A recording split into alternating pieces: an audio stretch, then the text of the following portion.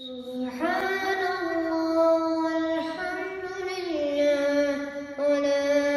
إله إلا الله. إن الحمد لله نحمده ونستعينه ونستغفره ونؤمن به ونتوكل عليه ونعوذ بالله من شرور أنفسنا ومن سيئات أعمالنا من يهده الله فلا مضل له ومن يضلل فلا هادي له ونشهد أن لا إله إلا الله وحده لا شريك له ونشهد أن محمدا عبده ورسوله. قال الله عز وجل في محكم كلامه المجيد بعد أن نقول أعوذ بالله من الشيطان الرجيم بسم الله الرحمن الرحيم اقترب للناس حسابهم وهم في غفلة معرضون ما يأتيهم من ذكر من ربهم محدث إلا استمعوه وهم يلعبون صدق اللہ العظیم. اللہ رب العزت کا ہم شکر ادا کرتے ہیں کہ اس نے رمضان کے ان مبارک لمحات میں ہمیں اپنے پاک کلام کے ساتھ کچھ لمحات گزارنے کی توفیق عطا فرمائی. اللہ رب العزت کا بڑا ہی احسان ہے، اس کا کرم ہے کہ اس نے اس مبارک مہینے میں ایمان اور صحت کی حالت کے اندر رمضان کے ان دنوں میں روزے رکھنے کی توفیق عطا فرمائی. اور بقیہ جو دن باقی ہیں، رمضان کے جو 13 دن باقی ہیں، ان سب میں ہم اللہ سے یہی دعا کریں گے استقامت اللہ عطا فرمائے اور قرآن کریم کے ساتھ اس تعلق کو مزید مستحکم کرنے، مضبوط کرنے اور مزید شعوری تعلق پیدا کرنے کی توفیق عطا فرمائے. آج کے درس میں انشاءاللہ 17واں پارہ اس کے مضامین ہوں گے، اور 17ویں پارے میں 2 صورتیں ہیں، سورہ انبیاء اور سورہ حج. اس کے مضامین پہ بات ہوگی. سورہ انبیاء اپنے نام سے جیسا کہ واضح ہے، اس صورت میں انبیاء کا ذکر ہے. تقریباً 17 انبیاء ہیں جو اس صورت کے اندر ذکر ہوئے ہیں، اور اس کے بعد سورہ حج ہے جس میں حج کے احکام آئیں گے. تو یہ 2 صورتیں آج کے درس میں ہم ان کے اوپر بات کریں گے. سورہ انبیاء میں پہلے ہم سورہ انبیاء کا تھوڑا سا تعارف، اس کے بعد قرآن کریم کے حق ہونے اور سچ ہونے اور اللہ کی کتاب ہونے پہ اور حضور علیہ السلام اللہ کی طرف سے جو پیغام آپ تک منتقل ہوا ہے، جو پیغام آپ کو ملا ہے اور جو ذمہ داری آپ کو ملی ہے، اس کی صداقت کے حوالے سے کچھ دلائل ہیں. پھر اللہ تعالیٰ نے قرآن کریم میں آج کی جدید سائنس کے حوالے سے کچھ آیات ارشاد فرمائی کہ جن کا انکشاف آج کی سائنس کر رہی ہے یا آج کی جو تحقیقات ہیں وہ قرآن کریم کی ان آیات کے ساتھ مطابقت رکھتی ہیں. اس حوالے سے کچھ بات آئے گی. پھر ایک اہم بات کہ اللہ تعالیٰ قیامت کے دن ہمارے اعمال کو تولیں گے، تو وہ تولے جانے کی کیفیت کیا ہے، اعمال کیسے تولے جائیں گے، اس پر بات ہوگی. پھر تقریباً 17 انبیاء کا ذکر ہے. اور اس میں ایک اور بات ذہن میں رکھیں کہ سورہ انبیاء میں پہلے بھی اور آخر میں بھی حضور علیہ السلام کی نبوت اور رسالت کا ذکر، اور درمیان میں اللہ تعالیٰ نے 17 انبیاء کا ذکر کیا، جن میں حضرت ابراہیم علیہ السلام، حضرت ایوب علیہ السلام کی بیماری اللہ نے انہیں ایک آزمائش میں مبتلا کیا. پھر حضرت یونس کی مچھلی کے پیٹ میں جانے کا واقعہ اور پھر وہاں پہ جو دعا آپ نے پڑھی اس کا ذکر ہے. حضرت زکریا کی جو فریاد ہے اور جو دعا ہے، کل بھی ہم نے اس پہ بات کی تھی کہ اللہ سے مانگا جائے، اور اللہ سے جو بھی مانگا جائے اللہ تعالیٰ وہ دینے پر قدرت رکھتا ہے. اللہ کے خزانے میں، اللہ کے دربار میں کسی چیز کی کمی نہیں ہے. وہ جو بھی کسی کو کسی وقت عطا کرنا چاہے، اس کے لیے دنیاوی اسباب یہ معنی نہیں رکھتے. تو دنیاوی اسباب ہمارے لیے ہیں، لیکن اللہ کے ہاں یہ معنویت جو ہے، یعنی دنیاوی اسباب کی جو ضرورت ہے، یہ نہیں ہے. اللہ تعالیٰ اپنے کلمہ کن سے اور اللہ تعالیٰ اپنے حکم سے جو بھی چیز پیدا کرنا چاہے، جو بھی چیز جس کو وقوع دینا چاہے، وہ ہو سکتی ہے. اس کے بعد پھر آخر میں اللہ تعالیٰ نے ان تمام انبیاء کے ذکر کرنے کے بعد ایک میسج دیا ہم سب کو کہ یہ سارے جو تھے یہ امت واحد تھے. یہ کوئی الگ الگ امتیں نہیں تھیں، بلکہ ایک ہی امت اللہ نے حضرت آدم سے حضور علیہ السلام تک پیدا کی. اور وقت کے نبی جو ہیں وہ مختلف اوقات میں کسی کو حضرت آدم کو اول میں بھیجا اور حضور علیہ السلام کو آخر میں بھیجا، اور یہ ساری ہی امت واحد تھے، ایک ہی سلسلے کی اور ایک ہی چین کے ساتھ بندھے ہوئے، ایک ہی پیغام کو دنیا تک منتقل کرنے کے لیے اور ایک ہی ذمہ داری ادا کرنے کے لیے آئے تھے. اس کے بعد سورہ حج کے مضامین میں ابتدا میں اللہ تعالیٰ نے قیامت کی ہولناکی کا ذکر کیا کہ وہ دن کتنا سخت ہوگا. پھر اللہ نے انسان کی تخلیق کے اوپر ایک آیت ارشاد فرمائی کہ انسان کی جو تخلیق کے مراحل ہیں، بیولوجی جو ایک سائنس کا باقاعدہ ایک مضمون ہے، اس پہ تھوڑی سی بات ہوگی. پھر اللہ نے حج کی جو عبادت ہے اس حوالے سے چند ہدایات دی ہیں، اس میں ہمارے لیے کیا اسباق ہیں، طواف کی کیا اہمیت ہے، حج کے جو منافع اللہ نے ذکر کیے، حج کے کیا فائدے اور منافع ہیں، اور اس میں خاص طور پہ جو نیت کا اہتمام ہے قربانی کے لیے یا حج کے لیے، کسی بھی عبادت کے لیے، اس کا ذکر ہے. پھر اللہ نے اسلامی حکومت کے فرائض بیان کیے کہ اگر کسی کو اللہ زمین میں اقتدار دے اور وہ اللہ کا ماننے والا ہو تو اس کی کیا اہم اور کیا بنیادی ذمہ داری ہے جو اسے ادا کرنی ہے۔ اور آخر میں اللہ تعالیٰ نے سورہ حج کے آخر میں ہمارا تعارف بطور مسلم کے کہ ہمارا نام اللہ نے مسلمان رکھا ہے اور اس نام کو ہمارے لیے پہچان کا اور تعارف کا ذریعہ بنایا ہے، اور پھر اللہ نے اس نام کے ذریعے سے جو جتنے بھی ماننے والے ہیں ان کو یہ اعزاز دیا ہے کہ ان کا ایک لنک، ان کا ایک رابطہ، ان کا ایک تعلق اپنے مالک اور خالق کے ساتھ ہوتا ہے۔ اس نام سے ان کو یہ یاد آتا رہے کہ وہ یہ نام کیوں رکھا گیا اور ان کے کرنے کے کام کیا ہے، کون سے کام ہیں جو انہیں کرنے کے لیے اللہ نے دنیا میں بھیجا ہے۔ تو سب سے پہلے سورہ انبیاء کا جو تعارف ہے اس میں جیسا کہ نام سے انبیاء، یہ 17 انبیاء کی اس میں واقعات بیان ہوئے، ان کی زندگی بیان ہوئی۔ اس سے پہلے سورہ مائدہ میں اور سورہ نساء میں اور سورہ انعام میں انبیاء کا ذکر ہوا، وہاں پہ انبیاء کے نام بیان کیے گئے، کافی سارے نام آئے، جس طرح کہ سورہ نساء میں آخر میں وہ آیت ہم نے پڑھی انا اوحینا الیک کما اوحینا الی ابراہیم و موسیٰ و عیسیٰ و اسحاق و یعقوب والاسباط، تو وہ وہاں پہ اللہ نے نام ذکر کیے ہیں مختلف انبیاء کے، لیکن مزید تفصیلات یا مزید وضاحت یا ان کی زندگی کے کوئی خاص پہلو بیان نہیں ہوا۔ اسی طرح سورہ انعام میں اللہ نے بہت سے انبیاء کا ذکر کیا اور سب کے بارے میں کہا کہ کلن ہدینا، ہم نے ہر ایک کو ہدایت یافتہ بنا کے بھیجا۔ ظاہری بات ہے اللہ کا نبی ہدایت پر ہوتا ہے۔ اور پھر سورہ مریم میں اللہ تعالیٰ نے کچھ انبیاء کا ذکر کیا، کل کی جو سورت تھی 16ویں پارے کی، اور اس میں اللہ نے بعض انبیاء کے ساتھ ان کی بعض خصائص کا ذکر کیا۔ مثال کے طور پہ اسماعیل کا ذکر ہوا تو کہا کہ وَاذْكُرْ فِي الْكِتَابِ اسماعیل إِنَّهُ كَانَ صِدِّيقًا نَبِيًّا، اور پھر حضرت ادریس کا ذکر ہوا تو ساتھ ہی آیت ارشاد فرمائی وَاذْكُرْ فِي الْكِتَابِ إِدْرِيسَ إِنَّهُ كَانَ صِدِّيقًا نَبِيًّا وَرَفَعْنَاهُ مَكَانًا عَلِيًّا۔ اسی طرح وَاذْكُرْ فِي الْكِتَابِ موسیٰ، تو حضرت ابراہیم کا، حضرت موسیٰ کا، حضرت ادریس کا، حضرت ہارون کا، ان کا ذکر، لیکن ساتھ بہت ہی مختصر 1-2 آیات کے اندر۔ اسی طرح اس صورت میں بھی بعض تو نام ہے 17 انبیاء میں سے بعض کے نام ہیں، لیکن حضرت ابراہیم کے اور حضرت سلیمان کے علاوہ باقی انبیاء کا بہت ہی مختصر تذکرہ مختلف انداز میں اللہ نے کیا، ان کی زندگی کا اہم پہلو اللہ نے بیان فرمایا۔ جیسا کہ حضرت یونس ہیں، ان کی ساری دعوت و تبلیغ کے جو ان کا زمانہ تھا، ان کی دعوت و تبلیغ تھی، ان کی قوم کا جو جواب تھا، اس کی بجائے صرف ان کا مچھلی میں جانا اور وہاں پہ اللہ سے دعا مانگنا، مچھلی کے پیٹ میں جانا اور وہاں پہ اللہ سے دعا مانگنا۔ حضرت ایوب کی جو بیماری ہے اس کا ذکر کیا کہ کیسے انہوں نے صبر کیا اور اللہ سے دعا مانگی۔ حضرت زکریا کی دعا کا ذکر کیا کہ جب وہ دنیاوی اسباب سے اس حوالے سے مایوس ہو چکے تھے کہ انہیں اولاد ملے گی، تو پھر انہوں نے اللہ سے دعا کی کہ اللہ مجھے اکیلا نہ چھوڑنا، میرے بعد میرا جانشین مجھے عطا فرما دے، تو اللہ نے ان کی دعا کو سنا۔ اس طرح مختلف انبیاء کے نام بھی ذکر ہوئے، اسماعیل کا نام ذکر ہوا، ذوالکفل کا نام ذکر ہوا، لیکن ان کے ساتھ باقی حالات زندگی اللہ نے بیان نہیں کیے۔ تو یہ اس صورت کا ایک مختصر سا ایک تعارف مجموعی طور پر آپ کے سامنے رکھا ہے۔ اس میں ابتدا میں اللہ تعالیٰ نے مشرکین مکہ کے جو اعتراضات تھے رسول اللہ صلی اللہ علیہ وسلم کے حوالے سے اور وہ جو باتیں کرتے تھے ان کے اعتراضات کے جواب دیا ہے، اور پھر ان سارے انبیاء کو ذکر کرنے کے بعد آخر میں دوبارہ حضور علیہ الصلوۃ والسلام کے رحمت للعالمین ہونے کا ذکر کیا ہے۔ تو حضور علیہ الصلوۃ والسلام انبیاء میں اس حوالے سے ممتاز ہیں کہ اللہ نے آپ کو تمام انبیاء میں افضل بنایا ہے، اور 15ویں پارے میں ہم نے پڑھا کہ معراج کے سفر پر جب آپ بیت اللہ سے بیت المقدس تک آپ نے سفر کیا تو وہاں پہ آپ نے انبیاء کی امامت کی ہے۔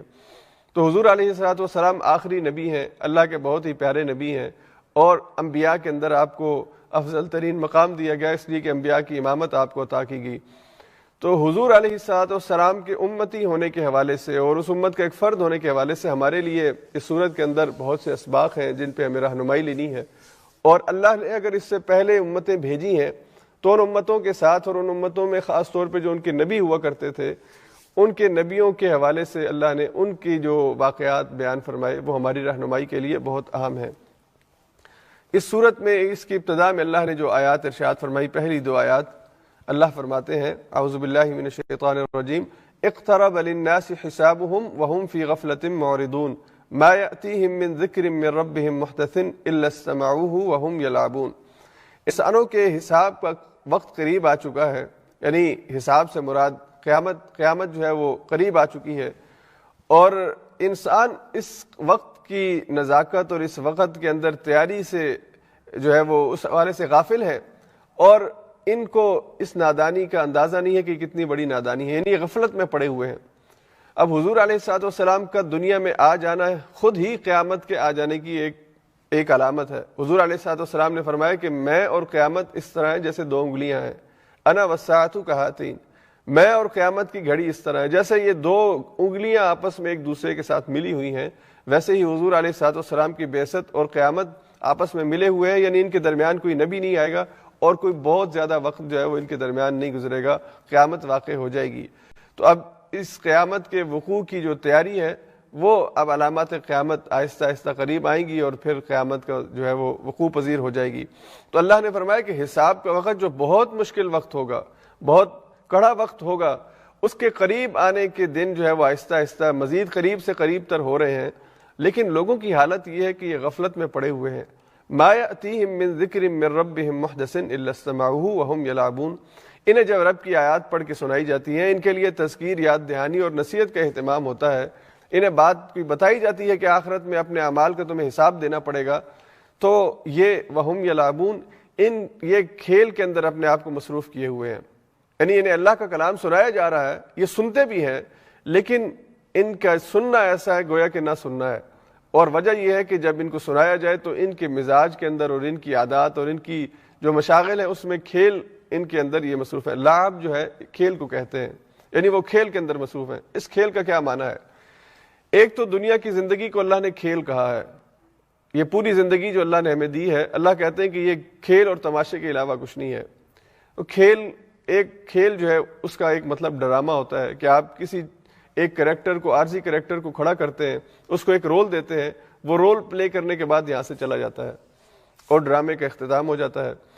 اور ایک کھیل کا مطلب ہے کہ جو بھی کھیل دنیا کے اندر انسان کھیلتا ہے، چاہے اس کے اندر فزیکلی اس کے پہلو ہوں یا اس کے دیگر عقلی پہلو ہوں کہ انسان کی عقل کے لیے، اس کے جسم کے لیے وہ بہت اہمیت کے حامل ہوں، تو یہ بھی کھیل ہوتے ہیں۔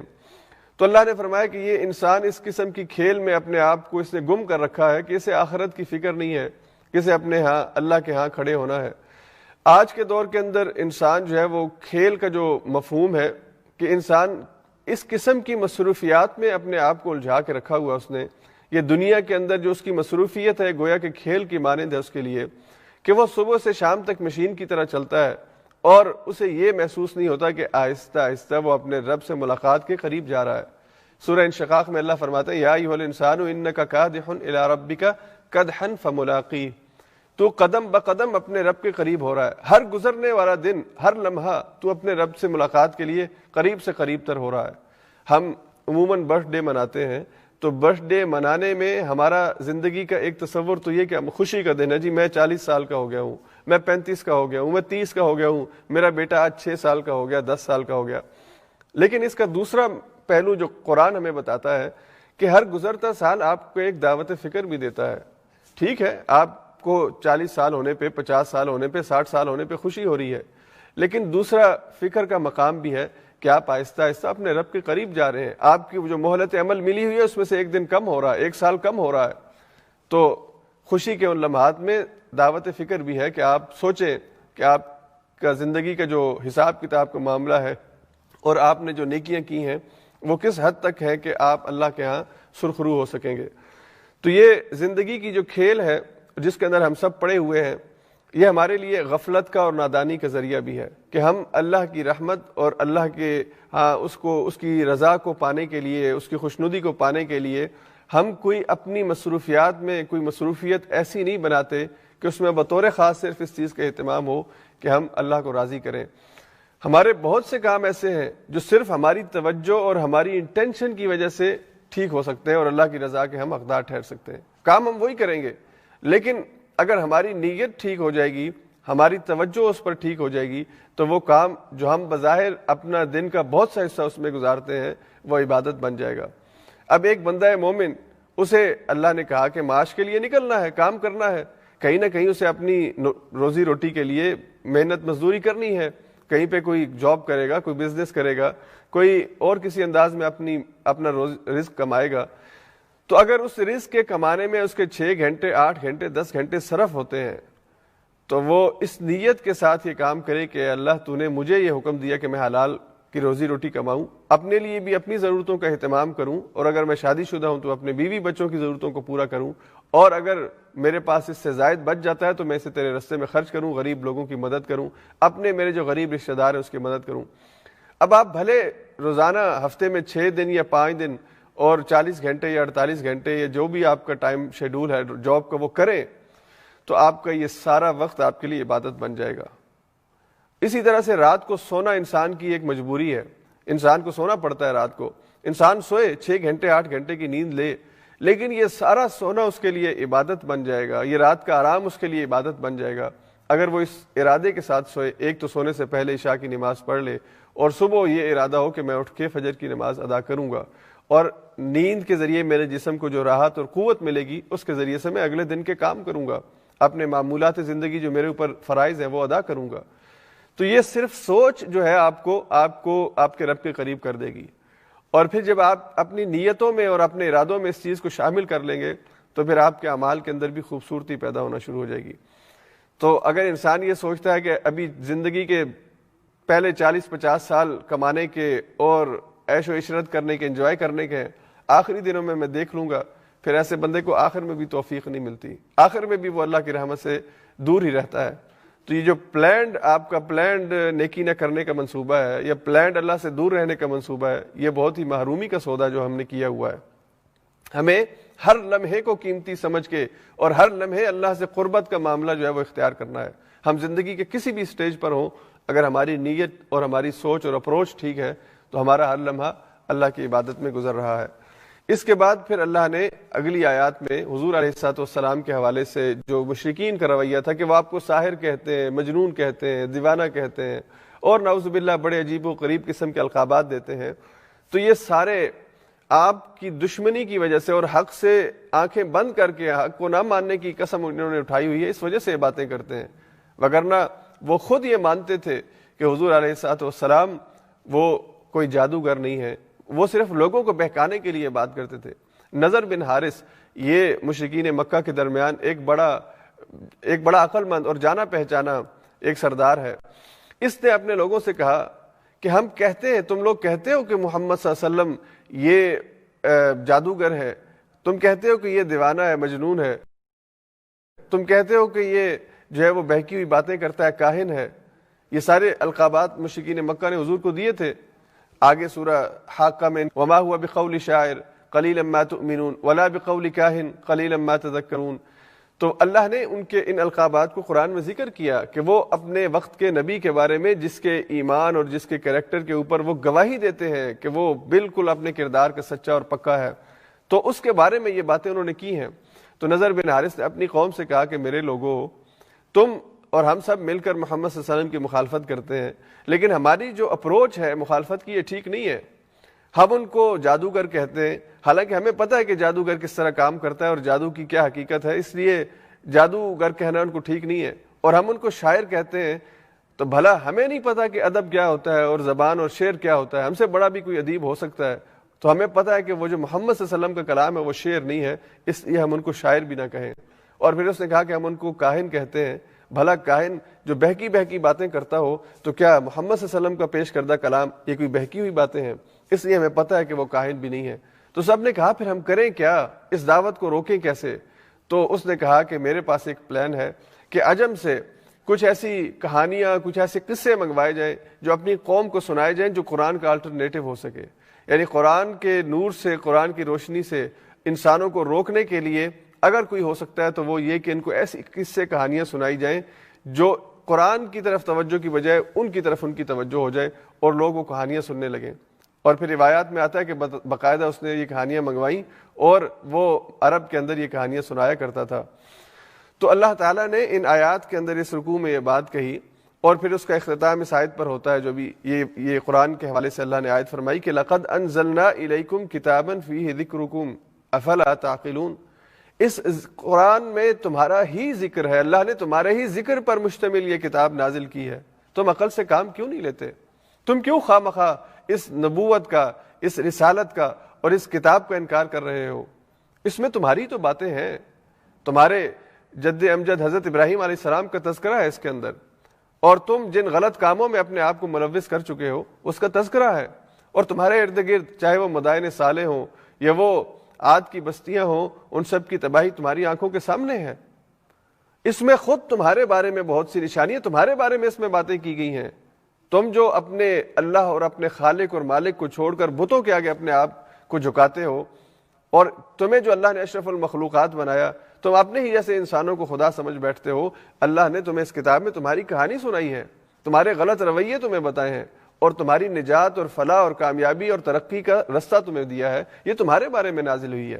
اس لیے اس پر عقل سے، اس کو اپنی عقل کو یہاں پہ استعمال کرو، غور سے پڑھو اور اس سے ہدایت کا سامان حاصل کرو۔ یہ جو قرآن کی آیت ہے لَقَدْ أَنزَلْنَا إِلَيْكُمْ كِتَابًا فِيهِ ذِكْرُكُمْ، یہ صرف مشرکین مکہ کے لیے نہیں بلکہ یہ میرے لیے اور آپ کے لیے بھی اسی طرح سے ہم سے مخاطب ہے جیسے ان سے مخاطب تھی۔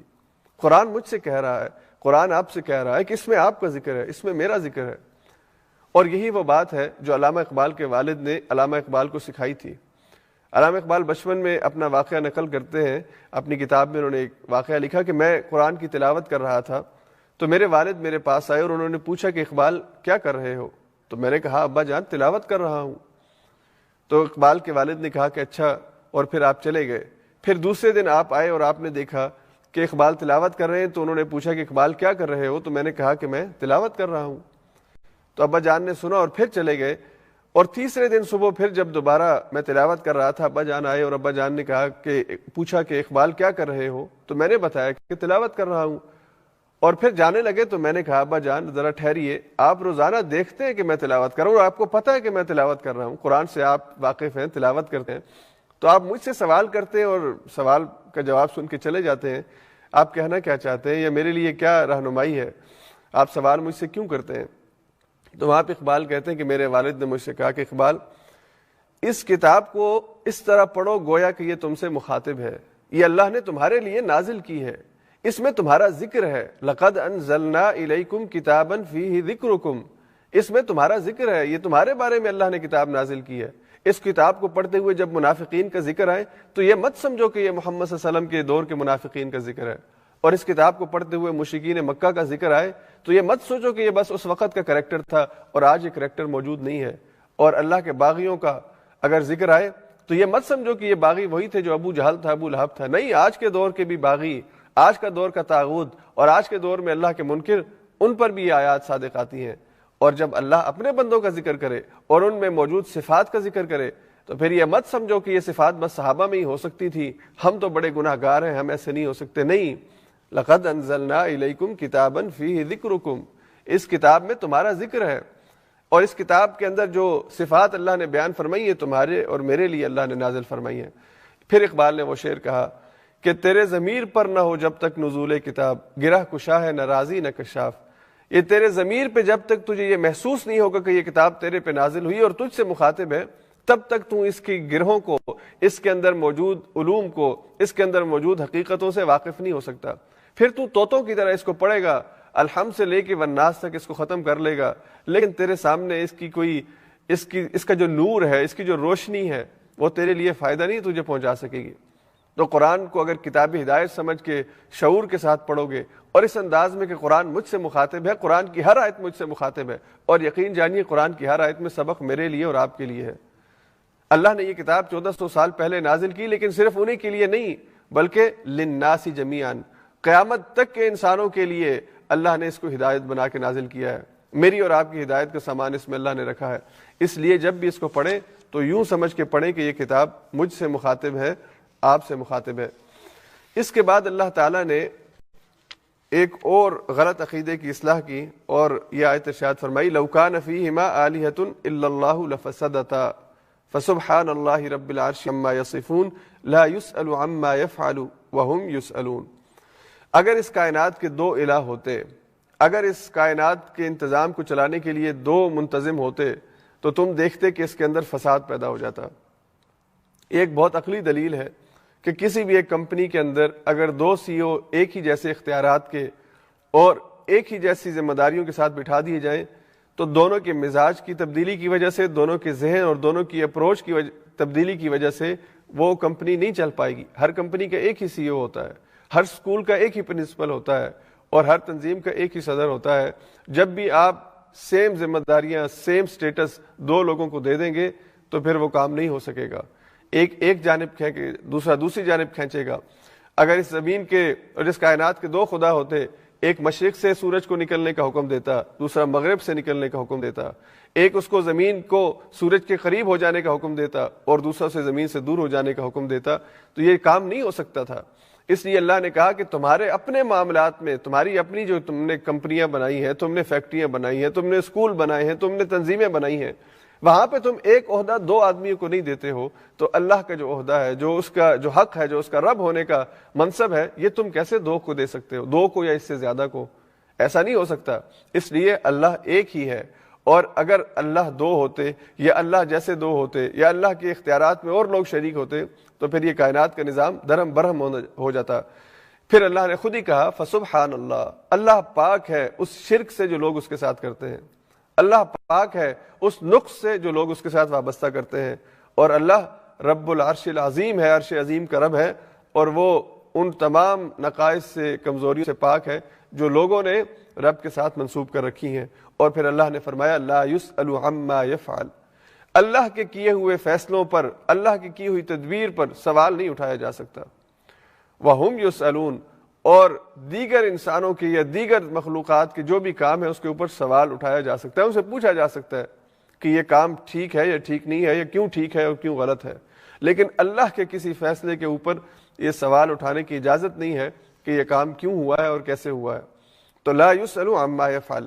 تو اللہ نے اس کائنات میں اپنے ایک ہونے کی ایک عقلی دلیل انسانوں کو دی ہے کہ اللہ ایک اکیلا ہی اس کائنات کو چلانے والا اور اس کا انتظام و انصرام سنبھالنے والا ہے. پھر اس کے بعد یہ آیت نمبر 30 آتی ہے جس میں اللہ یہ فرماتے ہیں اولم یر الذین کفروا ان السماوات والارض كانتا رتقا ففتقناهما وجعلنا من الماء كل شيء حي افلا یؤمنون. کیا یہ کافر لوگ دیکھتے نہیں کہ زمین اور آسمان آپس میں ملے ہوئے تھے؟ رتق کہتے ہیں ملے ہونے کو، باہم متصل ہونے کو، جڑے ہونے کو. تو یہ آپس میں ایک دوسرے کے ساتھ جڑے ہوئے تھے. یہ ایک ہی بہت بڑا ایک یعنی میس قسم کا ایک نقطہ تھا جہاں پہ آپس میں ملے ہوئے تھے، یہ جدا نہیں تھے، ملے ہوئے تھے. ففتقناہما، پھر ہم نے ان کو الگ کر دیا. اور فتق یعنی بڑی شدت کے ساتھ کسی چیز کے الگ ہونے کو کہتے ہیں. یہ چیز زمین اور آسمان آپس میں ملے تھے لیکن ان کو پھر اللہ نے الگ کیا ہے. اور اس کے بعد اللہ نے فرمایا وجعلنا من الماء كل شيء حي، ہم نے ہر چیز کو پانی سے پیدا کیا. افلا یؤمنون، پھر یہ لوگ ایمان کیوں نہیں لاتے؟ تو اس آیت میں اس کے ترجمے سے آپ کے ذہن کے اندر یہ تھیوری آئی ہوگی جو دنیا بگ بینگ کے نام سے اسے جانتی ہے. بگ بینگ کی تھیوری ابھی پچھلی صدی کے اندر دنیا میں متعارف ہوئی. اس سے پہلے ڈارون کی تھیوری نے پوری دنیا میں تہلکہ مچایا ہوا تھا، اور اب یہ تھیوری آئی ہے تو دنیا اس تھیوری کے پیچھے ہے. اور یہ تھیوری اسی آیت کی تشریح ہے. بعض لوگ یہ کہتے ہیں کہ ہم اس آیت کی تشریح کے طور پر بگ بینگ کی تھیوری جو ہے وہ ہم نہیں کہہ سکتے کہ بالکل ہو بہو اسی کی تصویر ہے، اس لیے کہ بگ بینگ والے یہ کہتے ہیں کہ یہ کائنات جب بنی ہے تو یعنی آسمان اور زمین کے بننے سے پہلے یہ ایک بہت ہی زیادہ گرم اور حدت اور حرارت والا ایک نقطہ تھا جس کے اوپر آ کر یہ چیزیں پھٹی ہیں اور الگ ہوئی ہیں، اور آسمان الگ سے وجود میں آیا اور زمین الگ سے وجود میں آیا، اور اس کے بعد زمین پہ یہ زندگی کا امکان جو ہے یہ پیدا ہونا شروع ہوا. اس سے پہلے یہ مادے بہت ہی زیادہ تیز حرارت اور ٹمپریچر کے اندر ایک جگہ اکٹھے آپس میں ملے ہوئے تھے، لیکن اس ٹمپریچر کے اندر اضافہ اتنا زیادہ ہوا آہستہ آہستہ آہستہ کہ پھر وہ رک نہیں سکا ایک جگہ پہ اور وہ پھٹ پڑا. اور جب وہ پھٹا ہے دھماکے سے تو اس کے بعد یہ چیزیں وجود میں آئی ہیں. اب قرآن کریم نے جو یہ آیت کے اندر بات کہی ہے کہ یہ زمین اور آسمان آپس میں ملے ہوئے تھے پھر یہ ایک دوسرے سے جدا ہوئے، تو اس کو قرآن کریم نے اللہ تعالیٰ کے ایک پلان کے تحت ذکر کیا ہے. اللہ نے کہا کہ ہم نے زمین اور آسمان کو پیدا کیا ہے، اور زمین اور آسمان کا اکٹھا ہونا یہ اللہ کی قدرت کاملہ کا ایک اظہار ہے. تو یہ آپس میں اکٹھے تھے اور الگ ہوئے، اس کی قرآن تصدیق کرتا ہے. لیکن ساتھ قرآن یہ کہتا ہے کہ خود بخود نہیں ہوا، یہ اللہ کے کلمہ کن سے ہوا ہے، اللہ کے حکم سے ہوا ہے. تو سائنس کی جو تھیوری ہے بگ بینگ کی، اس کو اگر قرآن کریم کی اس آیت کی تشریح کے طور پہ یوں بیان کیا جائے تو یہ غلط نہیں ہے کہ یہ قرآن کریم کی آیت کی وضاحت ہے جو آج سائنس اس کو ایکسیپٹ کر رہی ہے. البتہ سائنس کے اس کنسیپٹ کو قرآن کبھی بھی قبول نہیں کر سکتا کہ یہ خود بخود ہوا ہے، یہ نیچرل پروسیس ہے جس کے ذریعے سے یہ چیز وجود پذیر ہوئی ہے، بلکہ وہ بے شک نیچرل پروسیس ہو لیکن اس کے پیچھے اصل جو چیز ہے وہ اللہ کا امر ہے، اللہ کا حکم ہے کہ اللہ کے حکم سے یہ چیز جو ہے یہ الگ ہوئی ہے۔ اور پھر وہاں سے زمین اور آسمان اور نہ جانے کتنی گلیکسیز ہیں، یہ ساری کی ساری وہاں سے نکلی ہیں اور پھر آہستہ آہستہ اپنے اپنے مدار کے اندر اپنی اپنی جگہوں کے اوپر جہاں جہاں پہ اللہ نے ان کو سیٹ کیا یہ اپنا کام کر رہی ہیں۔ اللہ نے فرمایا کہ کلن فی فلک یسبحون، ہر ایک اپنے فلک میں، اور فلک اس کا وہ رستہ ہے جس میں وہ چلتا ہے۔ زمین اپنے ایک رستے کے اوپر چل رہی ہے، زمین کا ایک فلک ہے، سورج کا ایک فلک ہے جس میں وہ گھوم رہا ہے، ہر سیارہ ایک فلک کے اندر گھوم رہا ہے، اور اس فلک سے مراد وہ ایک قسم کی سپیس ہے جس میں وہ گھومتا ہے۔ تو ہر ایک کا ایک دائرہ، ایک اس کا رستہ اللہ نے متعین کر دیا ہے، اور وہ اس میں مسلسل جو ہے وہ گھومے چلے جا رہا ہے، اور صرف گھوم نہیں رہا، وہ صرف چل نہیں رہا، بلکہ اللہ کہتے ہیں یسبحون، وہ اپنے رب کی تسبیح بیان کرتے ہوئے یہ کام کر رہا ہے۔ اس کا اللہ کے اس حکم کو قبول کر لینا اور چلتے جانا، یہ اس کی اللہ کے حکم کی جو اس نے اس کو قبول کیا ہے، یہ گویا کہ وہ اللہ کی تسبیح کے اندر سرگرداں ہے اور اللہ کی تسبیح بیان کر رہا ہے۔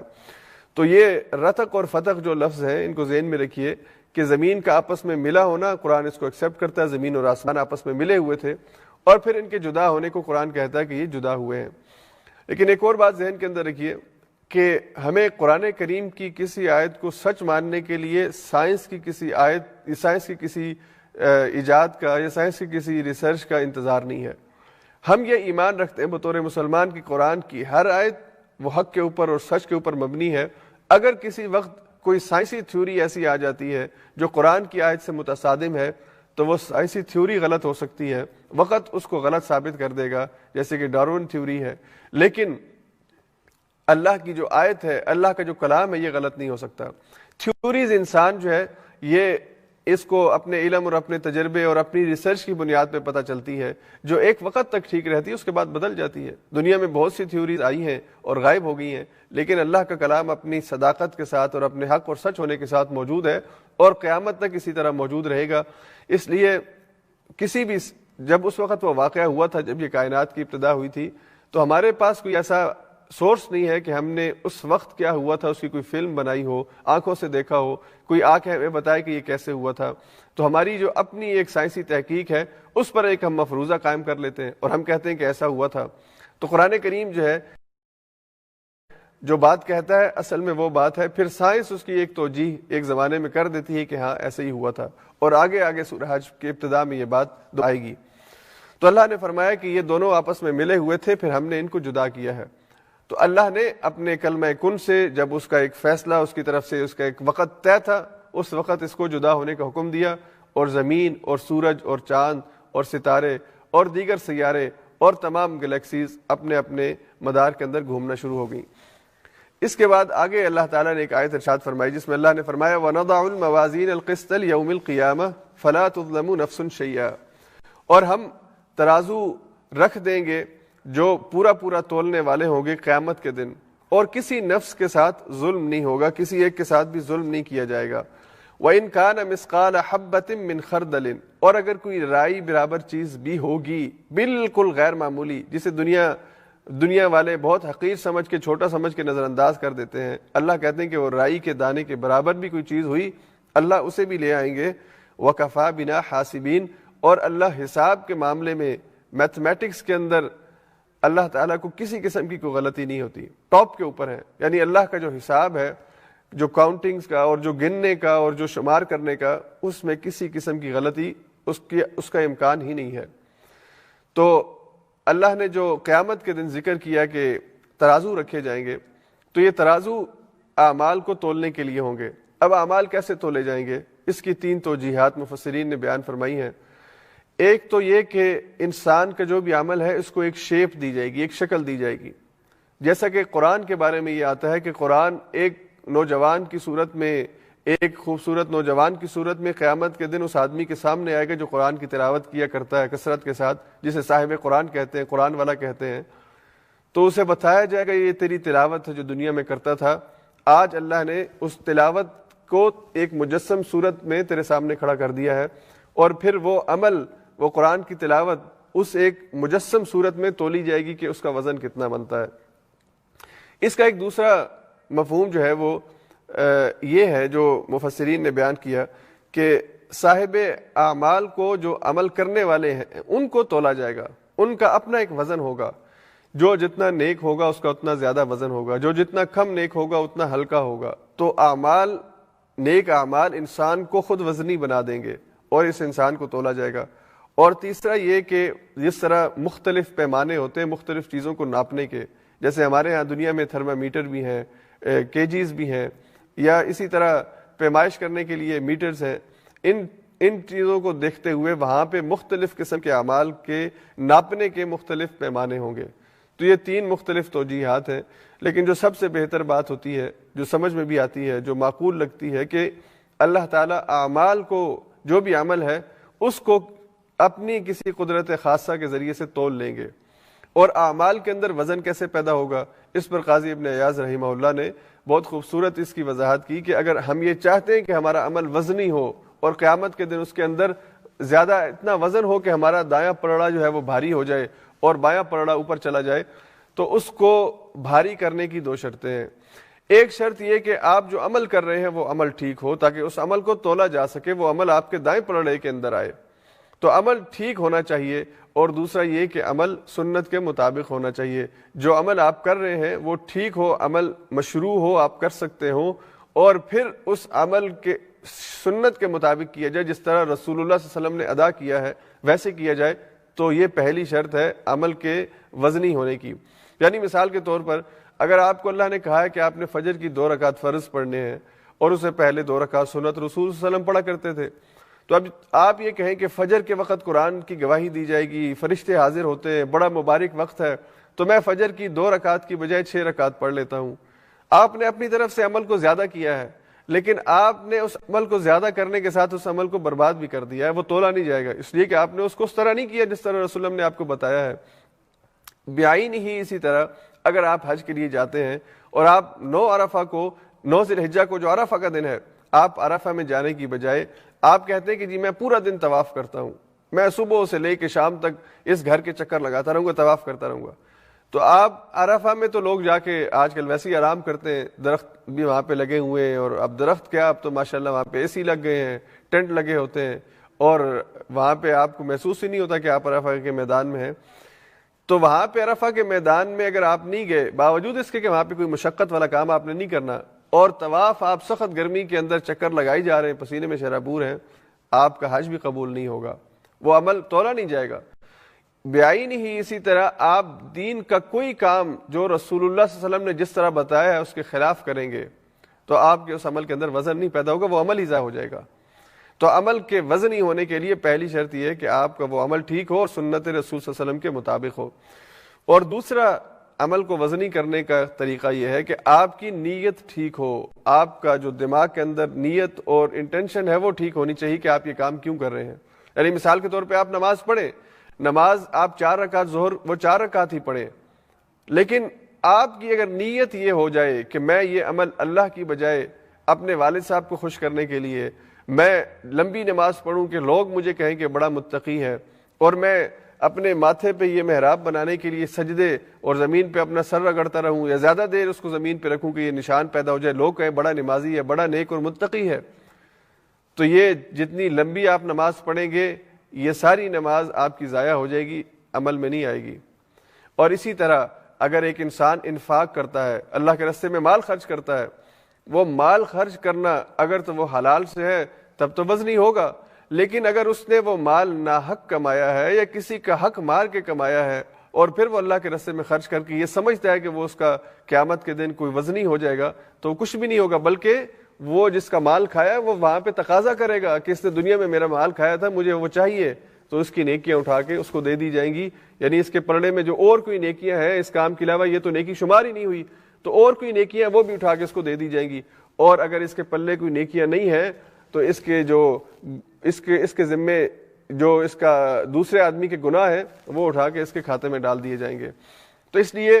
نیک عمل کرنا اور نیت ٹھیک ہونے کے ساتھ کرنا بہت ضروری ہے۔ ہمارے ہاں بعض لوگ، یہ بڑا مسئلہ ہے خاص طور پہ یورپ کے اندر جہاں پہ ہم لوگ کام کرتے ہیں، اور بہت سے لوگ الیگل کام بھی کرتے ہیں۔ اب بہت سے اسٹوڈنٹ یہاں پہ آتے ہیں اپنے کام کے لیے، کسی ہوٹل میں، کسی ریسٹورنٹ میں، کسی پیزے کی دکان کے اوپر، کسی جگہ کام کے لیے جاتے ہیں، اور ہمیں پتہ ہوتا ہے ہم کتنے اسمارٹ ہیں کہ اس بیچارے کو جو اسٹوڈنٹ ہے کام کی ضرورت ہے،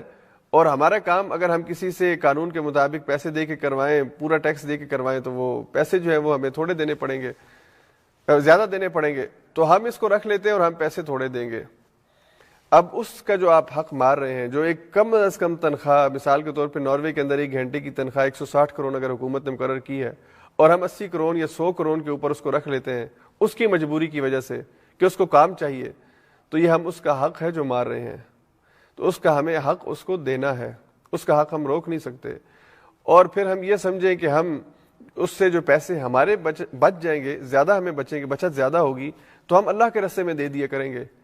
تو اگر آپ اس کا حق مار کے آپ 60 کرون گھنٹے میں سے بچا کے مہینے کے اگر آپ کے 10,000 کرون بچ جاتے ہیں اور آپ وہ صدقہ کر دیتے ہیں، انفاق میں خرچ کر دیتے ہیں، تو یہ آپ کو قیامت والے دن آپ کے ناپ تول میں نہیں آئیں گے۔ آپ اس کو اس کے پورے پیسے دیں، ہاں آپ کے پاس اگر اس کے بعد 1 کرون بچتا ہے یا 100 کرون بچتے ہیں یا 1000 بچتے ہیں جو آپ اللہ کے راستے میں دے سکیں، یہ ان 10,000 سے بھاری ہو جائیں گے جو آپ اس کا حق مار کے پھر اپنی طرف سے انفاق کر رہے تھے۔ اس لیے اعمال کے وزنی ہونے کے لیے اعمال کا ٹھیک ہونا، سنت کے مطابق ہونا اور نیت کے ٹھیک ہونے کے ساتھ ہونا، یہ بہت ضروری ہے، تبھی اعمال وزنی ہوں گے۔ اس کے بعد پھر اللہ تعالیٰ نے باقی انبیاء کا ذکر کیا، حضرت ابراہیم علیہ السلام کا ذکر ہوا، اور حضرت ابراہیم کا بطور خاص جو طریقہ استدلال ہے، جو لاجیکل وے ہے، جس طریقے سے آپ نے اپنی قوم کو سمجھایا اور ان کو اس بات پہ سوچنے پہ مجبور کر دیا کہ ان کا یہ رویہ ٹھیک نہیں ہے، وہ کیا تھا؟ اللہ فرماتے ہیں اذ قال ابراہیم لأبیہ وقومہ ما هذه التماثیل التي انتم لها عاکفون، جب ابراہیم نے اپنے باپ سے اور اپنی قوم سے کہا کہ یہ کیا تماثیل ہیں جن کی تم پوجا کرتے ہو، جن کے آگے تم جھکتے ہو۔ تماثیل یہ جمع ہے تمثال کی، اور اس کا معنی ہوتا ہے ہو بہو نقل کے، یعنی کسی چیز کی جو کاپی ہوتی ہے اس کو جو ہے وہ تمثیل کہا گیا ہے۔ تو یہ جو تم نے مجسمے بنا لیے ہیں، تصویریں بنا لی ہیں، ہو بہو کاپیز بنائی ہیں اپنے طرف سے نیک لوگوں کو تصور کر کے کہ یہ فلاں کی کاپی ہے، یہ فلاں کی کاپی ہے، کیوں ان کے آگے تم جھکتے ہو؟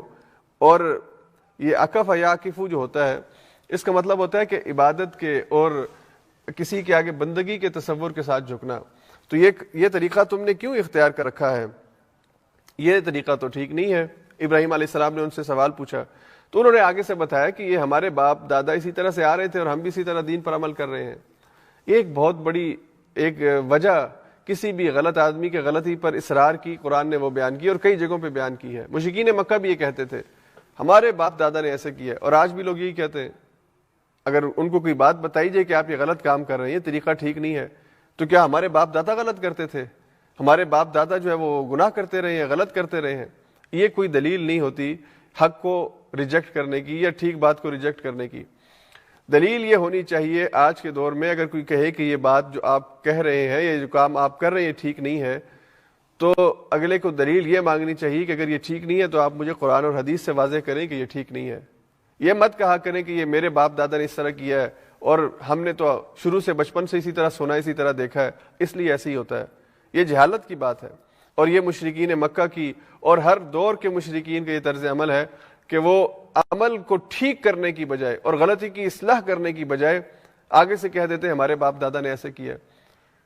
تو اگر باپ دادا آگ میں چھلانگ لگا دیں گے تو ہم بھی چھلانگ لگا دیں گے۔ قرآن نے یہی استدلال سورہ بقرہ میں پیش کیا ہے۔ اگر باپ دادا غلط رستے پہ جا رہے ہیں تو آپ بھی غلط رستے پہ جا کے اپنا ایکسیڈنٹ کروا لیں گے۔ اگر وہ جہنم میں چھلانگ لگا رہے ہیں آپ بھی لگا دیں گے؟ نہیں، تب تو آپ اپنے آپ کو روک لیں گے۔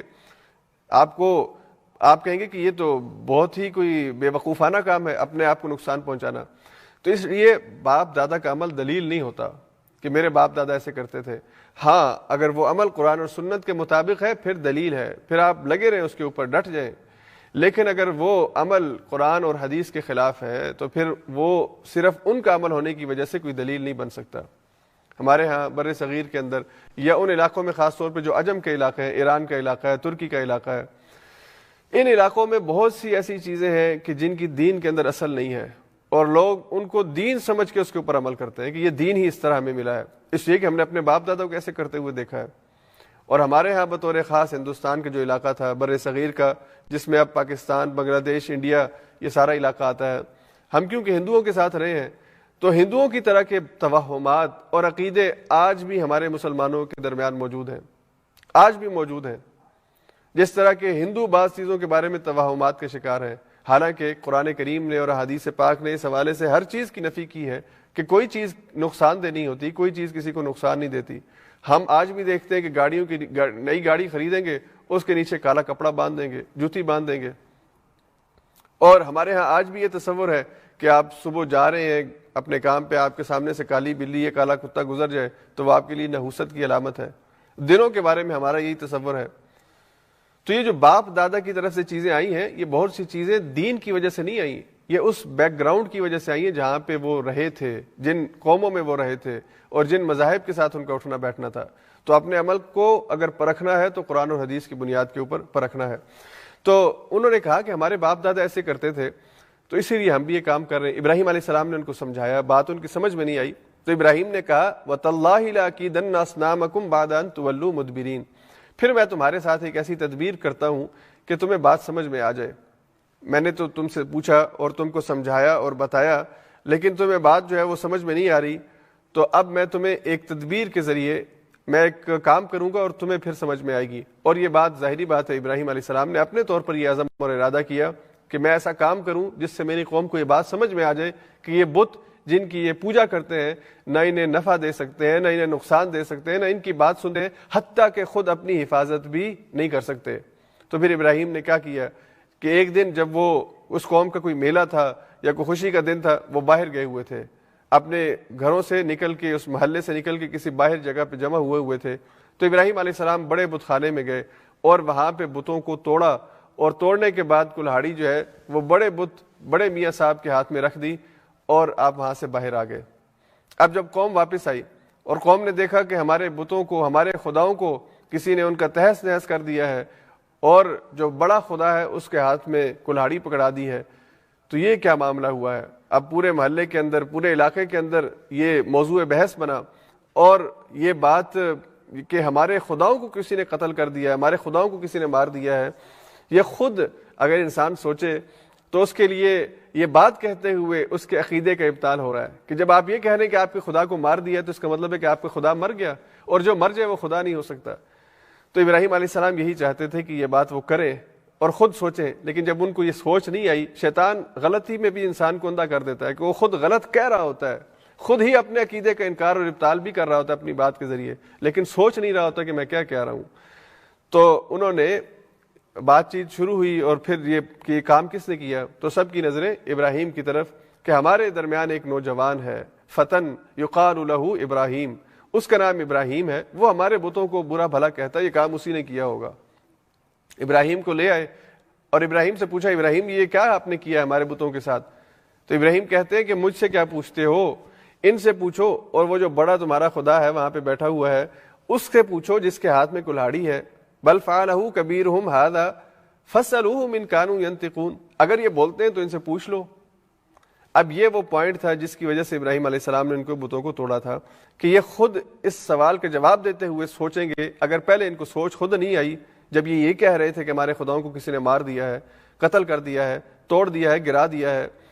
تو اب جب یہ اس سوال کا جواب دیں گے تو سوچیں گے کہ ہم یہ کیا کر رہے ہیں۔ فاسألوہم ان کانوا ینطقون، یہ ذرا پوچھو ان سے کہ ان کے ساتھ یہ معاملہ کس نے کیا ہے۔ تو وہ کہنے لگے ابراہیم آپ کو پتہ یہ بات نہیں کرتے۔ تو ابراہیم نے کہا جب یہ بات نہیں کرتے تو پھر ان کی پوجا کیوں کرتے ہو؟ یہ نہ تمہیں نفع دیتے ہیں نہ نقصان دیتے ہیں، یہ تمہارا کچھ بھی نہیں کر سکتے، پھر بھی تم ان کو اپنا خدا سمجھتے ہو۔ فرجعوا الی انفسہم فقالوا انکم انتم الظالمون، تو پھر وہ اپنے دلوں میں اپنے آپ کو ملامت کرنا انہوں نے شروع کر دیا تھا کہ ہم بہت ہی نادانی والا کام کر رہے ہیں، ہم تو بڑا بے وقوفانہ کام کر رہے ہیں کہ ہم اس کی پوجا کر رہے ہیں جو اپنی حفاظت نہیں کر سکتا، وہ بھلا ہماری حفاظت کیا کرے گا۔ لیکن انہوں نے مانا پھر بھی نہیں۔ ابراہیم علیہ السلام کا یہ جو استدلال تھا، یہ طریقہ استدلال ہے، اور یہ جو لاجک آپ نے استعمال کی ہے، جس طرح آپ نے نمرود کو کہا تھا کہ جب اس نے کہا کہ میں تو زندگی دے سکتا ہوں، موت دے سکتا ہوں، تم اپنے خدا کے بارے میں کہتے وہ زندگی اور موت دیتا ہے، تو وہ تو میں بھی دیتا ہوں۔ تو ابراہیم نے اسے کہا تھا کہ میرا رب وہ ہے کہ کہ جو مشرق سے سورج کو نکالتا ہے تو ذرا مغرب سے نکال کے دکھا دے. فبہت الذی کفر، اس کا منہ کھولے کا کھلا رہ گیا کہ یہ ابراہیم نے کیا سوال کر دیا، بھلا میں سورج کو کہاں سے حکم دے سکتا ہوں. تو یہاں پہ بھی ابراہیم نے ان کے منہ کھلے کے کھلے چھوڑ دیے بالکل. یعنی وہ کہتے ہیں نا کہ چلو بھر پانی میں ڈوب مرنا اور چمچ میں پانی لے کے اس میں ڈوب مرنا، کہ ان کے لیے یہ شرم کا مقام تھا کہ وہ ایسے بتوں کی عبادت کرتے ہیں جو ان کو نقصان اور نفع نہیں دے سکتے بلکہ اپنی حفاظت بھی نہیں کر سکتے. پھر انہوں نے یہ کہا کہ ابراہیم نے ہمارے بتوں کو توڑا ہے، اور باوجود اس کے کہ ابراہیم نے تو ان کو سبق دینے کے لیے کام کیا تھا، تو انہوں نے کہا کہ اب سزا دو ابراہیم کو. اور سزا کیا ہے کہ حرقوہ، اس کو جلا دو، وانصروا آلہتکم، اور اپنے الہوں کی مدد کرو. اب اگین پھر یہ بات دیکھیے، یہ جو لفظ انہوں نے بولا وانصروا آلہتکم، اپنے الہوں کی مدد کرو. خود کہہ رہے ہیں کہ ہمارے الہوں کو ہماری مدد کی ضرورت ہے، تو بھلا وہ چیز الہ ہو سکتی ہے جو دوسروں کی مدد کی محتاج ہو، کہ دوسروں کی مدد کی وجہ سے وہ زندہ رہے، اس کو بقا ملے؟ تو کیسی عجیب بے وقوفانہ لاجک ہے کہ کہہ رہے ہیں، اپنی زبان سے کہہ رہے ہیں کہ اس کو تمہاری مدد کی ضرورت ہے، تمہارے الہ کو تمہاری مدد کی ضرورت ہے، اس کی مدد کرو اور ابراہیم کو جلا دو. تو پھر اللہ کہتے ہیں کہ انہوں نے ابراہیم کو آگ میں پھینکا، اور ہم نے آگ کو حکم دیا یا نار کونی بردن وسلاما علی ابراہیم، اے آگ تو ٹھنڈک اور سلامتی بن جا ابراہیم کے لیے. آگ جو بظاہر جلانے کا کام کرتی ہے، آگ کہ جس کا قرب بھی انسان کو جو ہے وہ جلا کے راکھ کر دیتا ہے، اور وہ اتنی سخت آگ تھی کہ جس کے بارے میں یہ کہا گیا روایات کے اندر یہ بات ہے کہ ابراہیم کو اس آگ میں پھینکا گیا، یعنی وہ خود قریب نہیں جا سکتے تھے بلکہ ابراہیم کو پھینکا گیا اس آگ کے اندر. جب ابراہیم اس آگ کے قریب آئے ہیں، اللہ نے فرشتے کو بھیجا، جبریل علیہ السلام آئے اور آگ کو حکم دیا کہ تو بظاہر جلانے کا کام کرتی ہے، لیکن اب میرے کلمہ کن کی وجہ سے تو آگ ٹھنڈی ہو جا اور سلامتی بن جا. ٹھنڈ بھی اتنی نہ ہو جائے کہ ابراہیم کو اندر ٹھنڈ لگنا شروع ہو جائے، بلکہ سلامتی والی ٹھنڈک بن جائے کہ اسے سلامتی محسوس ہو، حفاظت محسوس ہو. اب یہاں پہ جبریل علیہ السلام آئے ہیں اور ابراہیم علیہ السلام کی حفاظت کی ہے. بیائی نہیں، جس طرح کہ اللہ تعالیٰ نے حضرت اسماعیل کے ذبح ہوتے وقت جب ابراہیم آپ کے گلے پر چھری پھیر رہے تھے تو اللہ نے جبریل امین کو ایک مینڈا دے کے، ایک جو ہے وہ جنت کے جانور دے کے بھیجا کہ یہ اسماعیل کو نیچے سے نکالو اور یہ ان کی چھری کے نیچے رکھو، اس کے اوپر چھری پھرنی چاہیے. تو جبریل امین وہاں پہنچے ہیں. اور جس طرح حضرت یوسف کو جب ان کے بھائیوں نے کنویں میں پھینکا تھا تو جبریل امین حضرت یوسف کی حفاظت کے لیے کنویں میں گرنے سے پہلے پہنچے تھے. تو یہ حضرت جبریل کی رفتار ہے، جو ان کا سفر کی جو رفتار ہے، یہ بہت غیر معمولی رفتار ہے. یعنی پلک جھپکنے میں، بلکہ اس سے پہلے بھی سیکنڈ کے 1000ویں حصے، بلکہ اس سے بھی 1000ویں حصے کے اندر وہ پہنچتے ہیں. تو ظاہری بات ہے جب اللہ کا کلمہ کن ہو اور اللہ کے تکوینی امور کا معاملہ ہو، پھر بظاہر اسباب اور دنیاوی جو چیزیں ہیں یہ پیچھے رہ جاتی ہیں. بہت سے لوگ آج کل پڑھے لکھے لوگ یہ کہتے ہیں کہ جی اس آگ میں ابراہیم علیہ السلام کو جب پھینکا گیا تو آگ ویسے ہی ہوا کے جھونکے کی وجہ سے ٹھنڈی ہو گئی تھی، یا آگ جو ہے وہ بجھ گئی تھی. آگ اس کی نیچر میں یہ کہ وہ جلاتی ہے، اس لیے اس آگ نے بھی اگر وہ جل رہی تھی تو جلانا ہی تھا. تو یہ دراصل اللہ کے آیات کا، اللہ کے معجزوں کا انکار ہے. یہ انسان اپنی عقل اور سائنس کی وجہ سے اللہ کی آیات کو جو ہے وہ اس کا انکار کر دیتا ہے. اگر یہ بات غیر مسلم کہے تو بات سمجھ میں آتی ہے کہ وہ اللہ کی آیات کو مانتا نہیں ہے. لیکن اگر اللہ کی آیات کا ماننے والا، قرآن کو ماننے والا اور اپنے آپ کو مسلمان کہنے والا یہ بات کہے تو اس پر افسوس ہوتا ہے کہ بھائی اگر آپ کو یہی تکلف کرنا ہے تو آپ پہلے قرآن کی آیات ہی کا انکار کر دیں. قرآن تو قدم قدم کے اوپر معجزات کی بات کرتا ہے، قدم قدم کے اوپر قرآن نے معجزات پیش کیے ہیں، آپ کس کس کا انکار کریں گے؟ تو اگر انکار ہی کرنا ہے تو پھر پہلے قرآن ہی کا انکار کر دیں تاکہ آپ کو کوئی مشکل ہی پیش نہ آئے ان چیزوں کا انکار کرنے میں. مسلمان ہوتے ہوئے، قرآن پر ایمان رکھتے ہوئے آپ اللہ کی آیات اور اللہ کے معجزوں کا انکار شروع کر دیں اس لیے کہ آپ کی سائنس آپ کو یہ بات نہیں سمجھا سکتی، تو پھر سائنس پر ایمان لے آئیں، قرآن کا انکار کر دیں. قرآن نے ایسی بہت سی باتیں، اور یہی تو عقیدہ ہے، یہی تو توحید ہے کہ آپ کا عقیدہ سائنس نہیں ہونا چاہیے، آپ کا عقیدہ اللہ پر ایمان اور اللہ کی قدرت اور طاقت کے اوپر ایمان ہونا چاہیے کہ اللہ تمام طاقتوں کا اور اللہ تعالیٰ تمام بادشاہتوں کا مالک ہے. اس کے بعد اللہ تعالیٰ نے آگے حضرت ایوب علیہ السلام کے صبر کا ذکر کیا، اور ایوب علیہ السلام صبر کے حوالے سے بہت مشہور ہیں، جانی پہچانے. ان کی جو پہچان ہے وہ یہ صبر ہے، اس لیے کہ ان کو اللہ تعالیٰ نے ایک آزمائش میں مبتلا کیا، اور آزمائش یہ تھی کہ جسمانی طور پر بھی وہ بیماری کا شکار ہوئے، اور وہ مال اسباب ان کے پاس تھا، جو مال و متاع ان کے پاس تھا وہ بھی ان سے لے لیا گیا. اب حضرت ایوب علیہ السلام کی زندگی کے حوالے سے بہت کم قرآن کریم کے اندر بیان ہوا ہے. اسرائیلیات کے اندر یعنی بائبل اور تورات کے اندر یا قرآن کے علاوہ جو اہل کتاب کے جو سورسز ہیں ان کے اندر اس کا ذکر ہے. ہم اس کے اوپر اعتماد نہیں کر سکتے 100%, لیکن قرآن کریم کی آیات سے بات سمجھ میں یہ آتی ہے یہاں پہ بھی, اور پھر آگے سورہ صاد میں 30ویں پارے میں یہ بات آئے گی کہ ایوب علیہ السلام کو اللہ کی طرف سے آزمائش آئی تھی, اور یہ پکڑ یا آزمائش جو تھی, یہ جو امتحان تھا, یہ جسمانی بیماری بھی تھی اور یہ مال و اسباب کی کمی بھی تھی, یہ اس کا ضائع ہونا بھی تھا. تو ایوب علیہ السلام کو جب یہ آزمائش اور یہ پکڑ آئی تو انہوں نے اللہ سے دعا کی, وَأَيُّوبَ إِذْ نَادَىٰ رَبَّهُ, اور ایوب جنہوں نے اپنے رب کو پکارا, انی مسنی الضر وانت ارحم الراحمین, اے میرے رب مجھے تکلیف پہنچی ہے. ضر تکلیف کو کہتے ہیں, کسی بھی قسم کی تکلیف جو ہے وہ ضر ہے, خاص طور پہ جسمانی تکلیف, بیماری. اور اے اللہ آپ سب سے بڑھ کر رحم کرنے والے ہیں, اگر آپ رحم کا فیصلہ کر لیں, میری بیماری کو شفا میں تبدیل کرنے کا فیصلہ کر لیں تو یہ ساری تکلیف دور ہو جائے گی. اور بظاہر دنیا والے کہہ دیں کہ لا علاج ہے, موت کے حوالے کر دیا انہوں نے کہ بس یہ چند گھنٹوں کا مہمان ہے, چند دنوں کا مہمان ہے. اے اللہ اگر آپ کی طرف سے شفا آ جائے, اگر آپ ارحم الراحمین یہ فیصلہ کر دیں کہ مجھے زندگی میں کچھ اور سانسیں ملنی ہیں, تو پھر یہ دنیاوی اسباب بھلا انکار کرتے رہیں, میرا علاج ہو جائے گا. یہ دنیا کے اندر یہ مثالیں آج بھی ہمارے سامنے موجود ہیں. دنیا والے بظاہر ڈاکٹرز کسی پیشنٹ کے بارے میں یہ کہہ دیتے ہیں کہ یہ چند دنوں کا مہمان ہے, اس کے بعد اس کی زندگی کا معاملہ ختم ہو جائے گا. لیکن وہ دنیاوی اعتبار سے جس کے چند گھنٹے رہ جاتے ہیں یا چند سال رہ جاتے ہیں, وہ ایک لمبا عرصہ زندگی اپنی گزارتا ہے اور بالکل صحت والا ہوتا ہے. پھر سائنس کہتی کہ ہمیں سمجھ میں نہیں آیا کہ کیا ہوا ہے, کیسے ہوا ہے. وہ جو سمجھ میں نہیں آتی تو اللہ کہتا ہے کہ وہ شفا اللہ کی طرف سے آتی ہے, اور وہ بندہ جس کے بارے میں اللہ کا فیصلہ یہ ہو کہ اس کو ابھی نہیں فوت ہونا, اس کو دوبارہ صحت ملتی ہے اور وہ اپنی زندگی گزارتا ہے. ابھی آج کے دنوں کی مثال ہے, ہمارے پاکستان میں جماعت اسلامی پاکستان شعبہ امور خارجہ کے جو ذمہ دار عبدالغفار عزیز صاحب, ہمیں ان کے حوالے سے خبر موصول ہوئی کہ ڈاکٹروں نے جواب دے دیا ہے کہ وہ کینسر کی 4th سٹیج کے اوپر ہے اور اب علاج ممکن نہیں ہے. دنیا بھر سے, پاکستان سے لے کر آپ شمال کی طرف چلے جائیں, جنوب کی طرف چلے جائیں, پوری دنیا کے اندر جو ان کے محبین اور متعلقین ہیں, اس لیے کہ جماعت اسلامی سے وابستہ پوری دنیا کے اندر لوگ موجود ہیں, ان تک جب یہ خبر پہنچی ان سب نے دعا کی, اللہ سے دعا کی, اللہ تو شفا دینے والا ہے. اور حیرانی کی بات یہ کہ وہی عبدالغفار کے جو ہسپتال میں بے ہوش پڑے تھے, 2 دنوں کے بعد اپنے پاؤں پہ کھڑے ہو کے اپنے گھر پہنچے ہیں. ہم ابھی بھی ان کے لیے دعا گو ہیں, اللہ انہیں اور لمبی زندگی عطا فرمائے اور صحت والی زندگی عطا فرمائے. تو یہ دعائیں کام کرتی ہیں.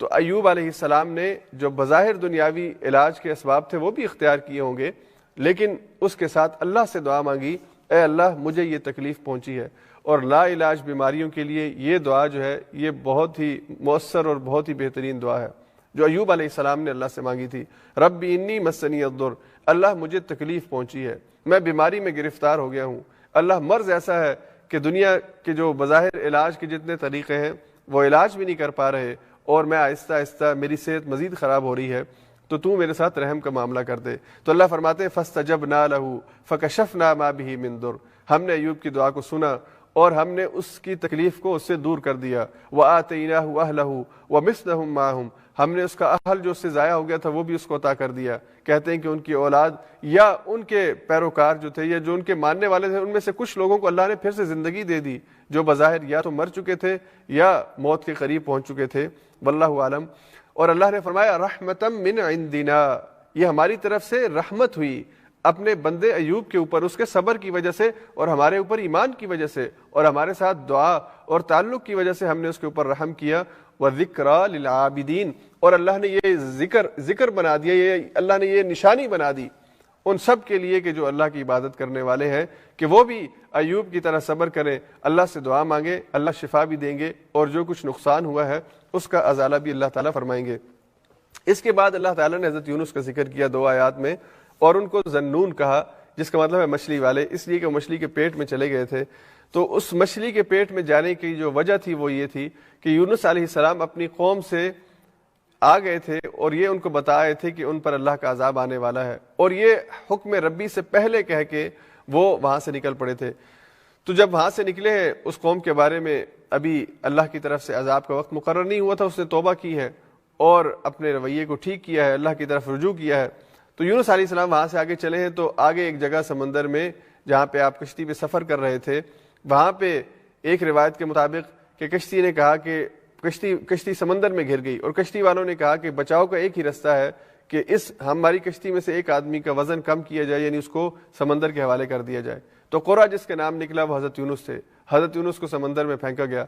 اور آپ جب سمندر میں گئے ہیں آگے تو مچھلی، ایک بڑی مچھلی آئی، ویل قسم کی مچھلی، اس نے آپ کو اپنے پیٹ میں لے لیا ہے۔ تو جب آپ مچھلی کے پیٹ میں گئے ہیں تو وہاں پہ اس تاریکی میں، فنادا فی الظلمات، ان تاریکیوں میں، ان اندھیروں میں آپ نے اپنے رب کو پکارا ہے، لا الہ الا انت سبحانک انی کنت من الظالمین، اے اللہ تو پاک ہے، تو پاکیزہ ہے، ہر قسم کے عیب سے پاک ہے، اور بے شک میں ہی ظلم کرنے والوں میں سے ہوں۔ اللہ میری یہ جو پکڑ آئی ہے میری اپنی غلطی کی وجہ سے ہوئی ہے، اور بے شک تو رحمان اور رحیم ہے، تو تمام نقائص سے پاک ہے۔ یہ دعا پڑھی، فاستجبنا لہ ونجیناہ من الغم، انہوں نے یہ دعا پڑھی، ہم نے ان کو اس تاریکی سے اور اس پریشانی سے اور اس تکلیف سے نجات عطا فرمائی۔ وَكَذَلِكَ نُنْجِي الْمُؤْمِنِينَ، اور اسی طرح ہم مومنوں کو نجات دیا کرتے ہیں۔ یعنی یونس کو ہم نے مچھلی کے پیٹ سے نجات دی، مچھلی کی تاریکیوں سے ان کو واپس ہم نے زندگی کی طرف لوٹایا، اور اسی طرح ہم مومنین کو لوٹایا کرتے ہیں۔ ان کی تکلیفوں میں، ان کی پریشانیوں میں، ان کے غموں میں ہم ان کے لیے اس آیت کے ورد کے ذریعے اس چیز کا اہتمام کرتے ہیں کہ وہ پریشانیاں دور ہو جائیں، وہ غم دور ہو جائیں، وہ تاریکیاں دور ہو جائیں جو ان پر چھا گئی ہیں۔ تو اس آیت کو آیت کریمہ بھی کہا گیا ہے کہ یہ وہ آیت ہے کہ جس کے پڑھنے سے انسان کو غموں سے اور پریشانیوں سے نجات ملتی ہے۔ حضرت یونس علیہ السلام کی دعا ہے، اس کو بھی بطور خاص جو بھی انسان کسی پریشانی اور مصیبت میں گھر جائے تو اس کا کثرت سے ورد کرنا چاہیے۔ اس کی کوئی خاص تعداد پڑھنے کی یا کوئی خاص وقت یہ شریعت میں بیان نہیں ہوا، لیکن لوگوں کے جو تجربات ہیں وہ انہوں نے نقل کیے ہیں کہ مثال کے طور پہ 1.25 لاکھ دفعہ پڑھ لیا جائے، یا 40,000 دفعہ پڑھ لیا جائے، یا 1 لاکھ دفعہ پڑھ لیا جائے تو یہ ہوتا ہے۔ یہ لوگوں کے تجربات ہیں، ظاہری بات ہے کوئی اتھینٹک یا کوئی قرآن اور حدیث کے اوپر مبنی اپروچ نہیں ہے، لیکن لوگوں کے تجربے ہیں۔ کسی کو 1 لاکھ پڑھ کے یا 1.25 لاکھ پڑھ کے کچھ ملا ہوگا یا اس کی تکلیف دور ہوئی ہوگی، لیکن جو انسان اس کو جتنا بھی کثرت سے پڑھ سکتا ہے اس کو کثرت سے پڑھنے کا اہتمام کرے۔ اصل یہ ہے کہ دعا پڑھی جائے اور اللہ پر ایمان رکھتے ہوئے، اللہ سے امید رکھتے ہوئے دعا پڑھی جائے اور کثرت سے پڑھی جائے تو اللہ تعالیٰ اس کے لیے آسانی کا معاملہ فرماتے ہیں۔ تو اللہ تعالیٰ نے حضرت یونس علیہ السلام کا یہاں پہ ذکر کیا۔ اس کے بعد پھر آخر میں، اس سورت کے آخر میں اللہ تعالیٰ نے حضور علیہ السلام کا ذکر پھر سے فرمایا اور کہا وَمَا أَرْسَلْنَاكَ إِلَّا رَحْمَةً لِّلْعَالَمِينَ، اے نبی صلی اللہ علیہ وسلم ہم نے آپ کو رحمت للعالمین بنا کے بھیجا ہے، تمام انسانوں کے لیے، تمام انسان نہیں تمام جہانوں کے لیے آپ کو ہم نے رحمت بنا کے بھیجا ہے۔ تو حضور علیہ السلام رحمت ہے تمام عالمین کے لیے، اور یہ حضور کا امتیاز ہے، حضور کی شان ہے کہ اللہ نے اپنے نبی کو، حضور علیہ السلام کو تمام جہانوں میں رحمت کا نشان رحمت کا نمائندہ بنا کر، رحمت کی علامت بنا کے بھیجا ہے۔ اور حضور علیہ السلام کی رحمت للعالمین کا آپ اندازہ کیجئے کہ آپ علیہ السلام اللہ کے طرف سے انبیاء میں سب سے افضل اور سب سے برگزیدہ اور سب سے بلند و بالا، اور آپ نے اپنی دعوت کے ذریعے سے انسانوں کے لیے، انسانوں کی رہنمائی کے لیے جو کام کیا ہے اور دعوت کا کام کیا ہے، اور پھر آپ نے رہتی دنیا تک، قیامت تک اپنی سنت کے ذریعے سے، وہ سنت کے جو رحمت کے اوپر مبنی ہے۔ حضور علیہ السلام کی سنتوں میں کوئی بھی کام ایسا نہیں ہے جو امت کے لیے زحمت ہو، امت کے لیے تکلیف اور پریشانی ہو، یہ امت کے لیے رحمت ہے، ہر سنت میں رحمت ہے۔ ہاں اگر کسی سنت کو ہم خود زحمت بنانا چاہیں تو وہ ہمارے اپنی ایک اپروچ ہے اور اپنی سوچ ہے۔ اللہ کے نبی کی سنت کبھی بھی کسی انسان کے لیے، کسی امتی کے لیے زحمت نہیں ہو سکتی۔ ہم نے اپنے اوپر بعض پابندیاں اور بعض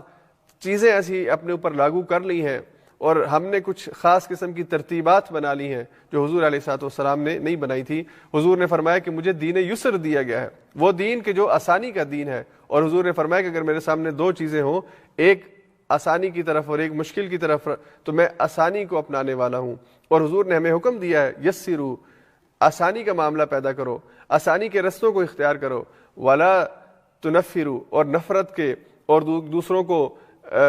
ایک دوسروں کے لیے نفرت کا ذریعہ مت بنو۔ اور اس طرح حضور نے فرمایا بشرو، بشارتیں دیا کرو، خوشخبری دیا کرو، یعنی اچھا پہلو ہمیشہ کسی چیز کے بارے میں، کسی انسان کے بارے میں اچھا گمان رکھنا، برے گمان سے اپنے آپ کو بچانا، آسانی کے پہلو کو اختیار کرنا۔ تو شریعت سراسر رحمت کے اوپر مبنی ہے، اس لیے کہ اس شریعت کا لانے والا وہ رحمت للعالمین ہے۔ تو اللہ تعالیٰ نے یہ اسباق ہمیں ان صورتوں کے اندر دیے ہیں، حضور علیہ الصلوۃ والسلام کے حوالے سے کہ وہ اللہ کے نبی ہیں، اللہ کی سچی کتاب لے کے آئے ہیں جس میں ہمارا ذکر ہے، اور جو خود وہ سنت اپنی اس دنیا میں چھوڑ کے گئے وہ سراسر رحمت للعالمین ہے۔ اس کے بعد آگے سورہ حج ہے۔ سورہ حج کے اندر حج سے متعلق احکام جو ہیں وہ اللہ نے بیان فرمائے ہیں۔ اس صورت کے بارے میں ایک بات جو اسے دوسروں سے ممتاز کرتی ہے کہ یہ صورت مکی بھی ہے اور مدنی بھی ہے، یعنی اس کی کچھ آیات مکہ میں نازل ہوئیں اور اکثر حصہ جو ہے وہ مدینہ کے اندر نازل ہوا۔ تو یہ مکی اور مدنی دونوں صورتوں کے اوپر دونوں جگہوں پہ نازل ہونے والی صورت ہے، اس لیے بعض اسے صرف مکی لکھتے ہیں، بعض اسے مدنی لکھتے ہیں کہ اس کا کچھ حصہ مکہ میں اور کچھ حصہ مدینہ میں نازل ہوا ہے۔ اس صورت میں ابتدا میں اللہ تعالیٰ نے قیامت کی ہولناکی کا ذکر فرمایا۔ اللہ فرماتے ہیں اعوذ باللہ من الشیطان الرجیم، یا ایھا الناس اتقوا ربکم ان زلزلۃ الساعۃ شیء عظیم، اے انسانوں اپنے رب کا تقوی اختیار کرو، اپنے رب سے اپنے تعلق کو خالص کرو اور اپنے رب کی فرما برداری اور اس کے رضا کے رستوں کے اوپر چلنے کی کوشش کرو۔ کیوں؟ ان زلزلۃ الساعۃ شیء عظیم، قیامت کا زلزلہ اور قیامت کی پکڑ اور قیامت کی آمد کا لمحہ بہت ہی سخت ہوگا، اتنا سخت ہوگا یوم ترونھا تذہل کل مرضعۃ عما ارضعت، کہ اس دن تم دیکھو گے کہ وہ عورت کہ جو اپنے بچے کو دودھ پلا رہی ہوگی وہ اپنے بچے سے اپنی لا تعلقی کا اعلان کر دے گی، اور حتیٰ کہ وتضع کل ذات حمل حملھا، ہر حمل والی اپنا حمل پھینک دے گی۔ اس وقت اس کو صرف اپنی فکر کے کسی اور چیز کی فکر نہیں ہوگی۔ یعنی ماں اور بیٹے کا جو رشتہ ہے، جو میں نے پہلے بھی ایک دن ذکر کیا تھا کہ ماں اور اولاد کا جو رشتہ ہے، ماں کے دل میں جو اولاد کے لیے محبت ہے، ماں خود اپنے آپ کو آگ میں پھینک لیتی ہے، ماں خود تکلیفیں برداشت کرتی ہے، رات کو ساری رات بچے کے لیے، بچے کو سلانے کے لیے وہ خود جاگ لیتی ہے، اور بچہ بیمار ہو تو اس کی شفا اور اس کی صحت یابی کے لیے ساری رات دعاؤں میں گزار دیتی ہے۔ بچے کے لیے اگر اس کے کوئی زندگی میں امتحانات آ جائیں، اس کے ٹیسٹ ہوں، اس کی کامیابی کے لیے ساری رات دعائیں کرتی ہے۔ بچہ سو رہا ہوتا ہے لیکن یہ جاگ رہی ہوتی ہے اس کی کامیابی کی دعائیں کرنے کے لیے۔ یہ ماں جس کو اللہ نے ایک محبت کا اور رحمت کا اور شفقت کا اور دنیاوی تعلقات میں سب سے زیادہ مودت اور رحمت کی علامت بن کے بھیجا ہے، یہ بھی اس دن کی ہولناکی کی وجہ سے اپنے بچے سے لا تعلقی کا اظہار کر دے گی۔ اتنا شدید دن ہوگا، اور اللہ فرماتے ہیں وَتَرَى النَّاسَ سُكَارَىٰ، اور تم لوگوں کے دیکھو گے کہ گویا کہ وہ مدہوش ہیں، یعنی نشے کے اندر ہے، مدہوش ہیں، اپنے ہوش و حواس میں نہیں آپ کو فیل ہوں گے۔ وَمَا هُمْ بِسُكَارَىٰ، لیکن وہ نشے کی کیفیت میں نہیں ہوں گے۔ وَلَٰكِنَّ عَذَابَ اللَّهِ شَدِيدٌ، لیکن اللہ کے عذاب کی سختی کی وجہ سے، اللہ کی پکڑ کی سختی کی وجہ سے کیفیت یہ ہوگی کہ تمہیں لوگ مدہوش ملیں گے، یا تمہیں ایسا محسوس ہوگا یہ دیوانے ہو گئے ہیں۔ تو انسان اس دن کی جو سختی ہے اس سے اللہ کی پناہ مانگنی چاہیے۔ اس حوالے سے مفسرین نے لکھا کہ یا تو یہ جو منظر ہے یہ قیامت کا اعلان ہونے اور قیامت کے وقوع سے قبل کا ہے، کہ اس وقت ایسی کیفیت ہوگی جب قیامت کا اعلان ہوگا، قیامت واقع ہونے والی ہوگی، اس وقت یہ کیفیت ہو جائے گی۔ جیسے آج اگر ابھی اسی وقت اعلان ہو جائے کہ یہ سب کچھ تباہ و برباد ہونے والا ہے، سب کچھ ختم ہونے والا ہے، تو انسان جس سے جو بھی تعلق ہے وہ اس تعلق کی بجائے اپنی ذات کے بارے میں فکر مند ہو جائے گا کہ میرا کیا بنے گا،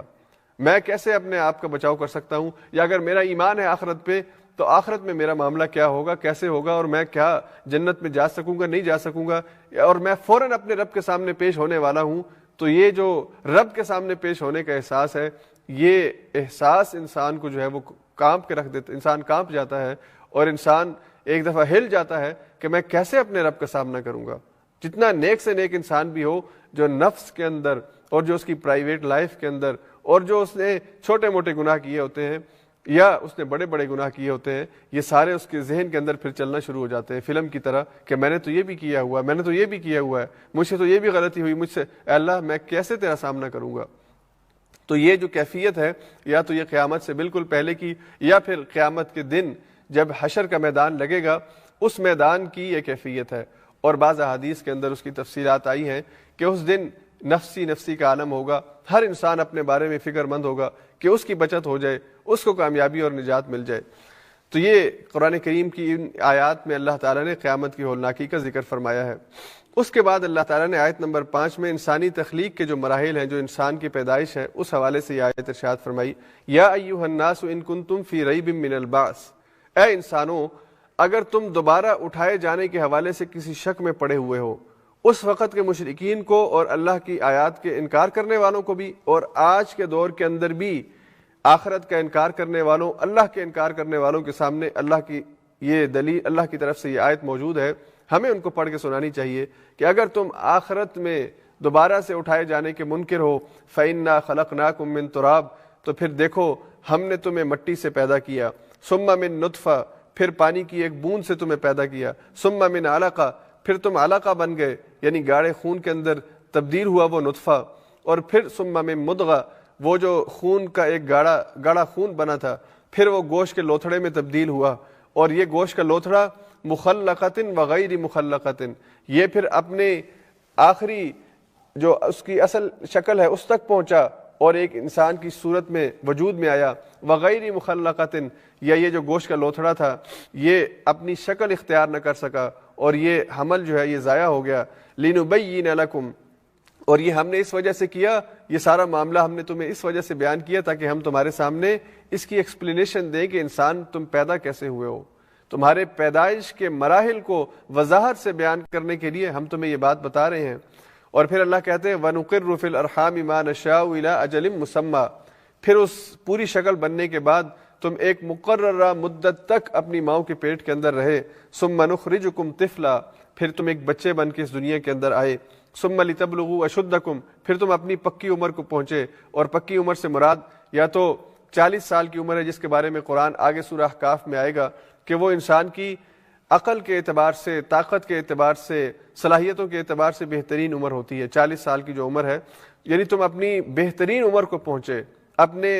اپنی صلاحیتوں کے حوالے سے بہترین صلاحیتوں تک پہنچے۔ پھر اس کے بعد وَمِنْكُم مَّن يُتَوَفَّىٰ، کچھ ایسے ہیں جن کو ہم نے وفات دے دی، وَمِنْكُم مَّن يُرَدُّ إِلَىٰ أَرْذَلِ الْعُمُرِ، اور تم میں سے کچھ ایسے ہیں جو بڑھاپے کی طرف چلے گئے، جو ارذل عمر ہے، جس کو قرآن نے ناقص عمر کہا۔ قرآن نے سورہ یاسین میں یہ بات کہی وَمَن نُعَمِّرْهُ نُنَكِّسْهُ فِي الْخَلْقِ، جسے ہم عمر میں زیادہ کرتے ہیں وہ بڑھاپے میں چلا جاتا ہے، پھر اس کی جو صلاحیتیں ہیں وہ کم ہونا شروع ہو جاتی ہیں، وہ واپس بچپنے کی طرف جانا شروع ہو جاتا ہے، وہ بھول کا شکار ہو جاتا ہے، اس کو حافظہ اس کا ٹھیک نہیں رہتا، وہ آہستہ آہستہ اس کے جسم کی قوت کم ہونا شروع ہو جاتی ہے، اور جیسے بچہ ہوتا ہے دوسروں کا محتاج، ویسے ہی یہ بوڑھا بھی دوسروں کا محتاج ہو جاتا ہے۔ اللہ فرماتے ہیں لِكَيْ لَا يَعْلَمَ مِن بَعْدِ عِلْمٍ شَيْئًا، تاکہ پھر سے وہ ایک نادانی کی طرف چلا جائے بعد اس کے کہ اسے علم یا اس کے سامنے واقفیت واضح ہوئی تھی، اسے علم ملا تھا، پھر وہ بڑھاپے میں اس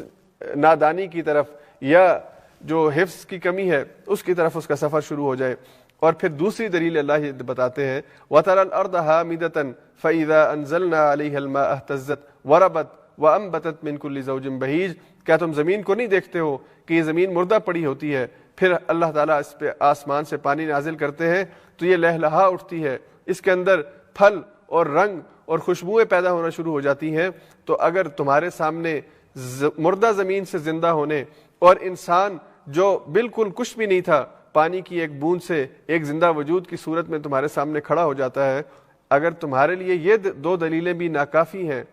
دوبارہ قیامت کے دن اٹھائے جانے کے حوالے سے، تو پھر تمہیں کوئی لاجک، کوئی دلیل نہیں دی جا سکتی۔ یہ دو دلیلیں ہیں۔ اس کے بعد اللہ فرماتے ہیں ذَلِكَ بِأَنَّ اللَّهَ هُوَ الْحَقُّ، یہ وہ اللہ ہے کہ جو حق ہے اور سچ ہے، اور وہی ہے کہ جو مردوں کو زندگی دے گا۔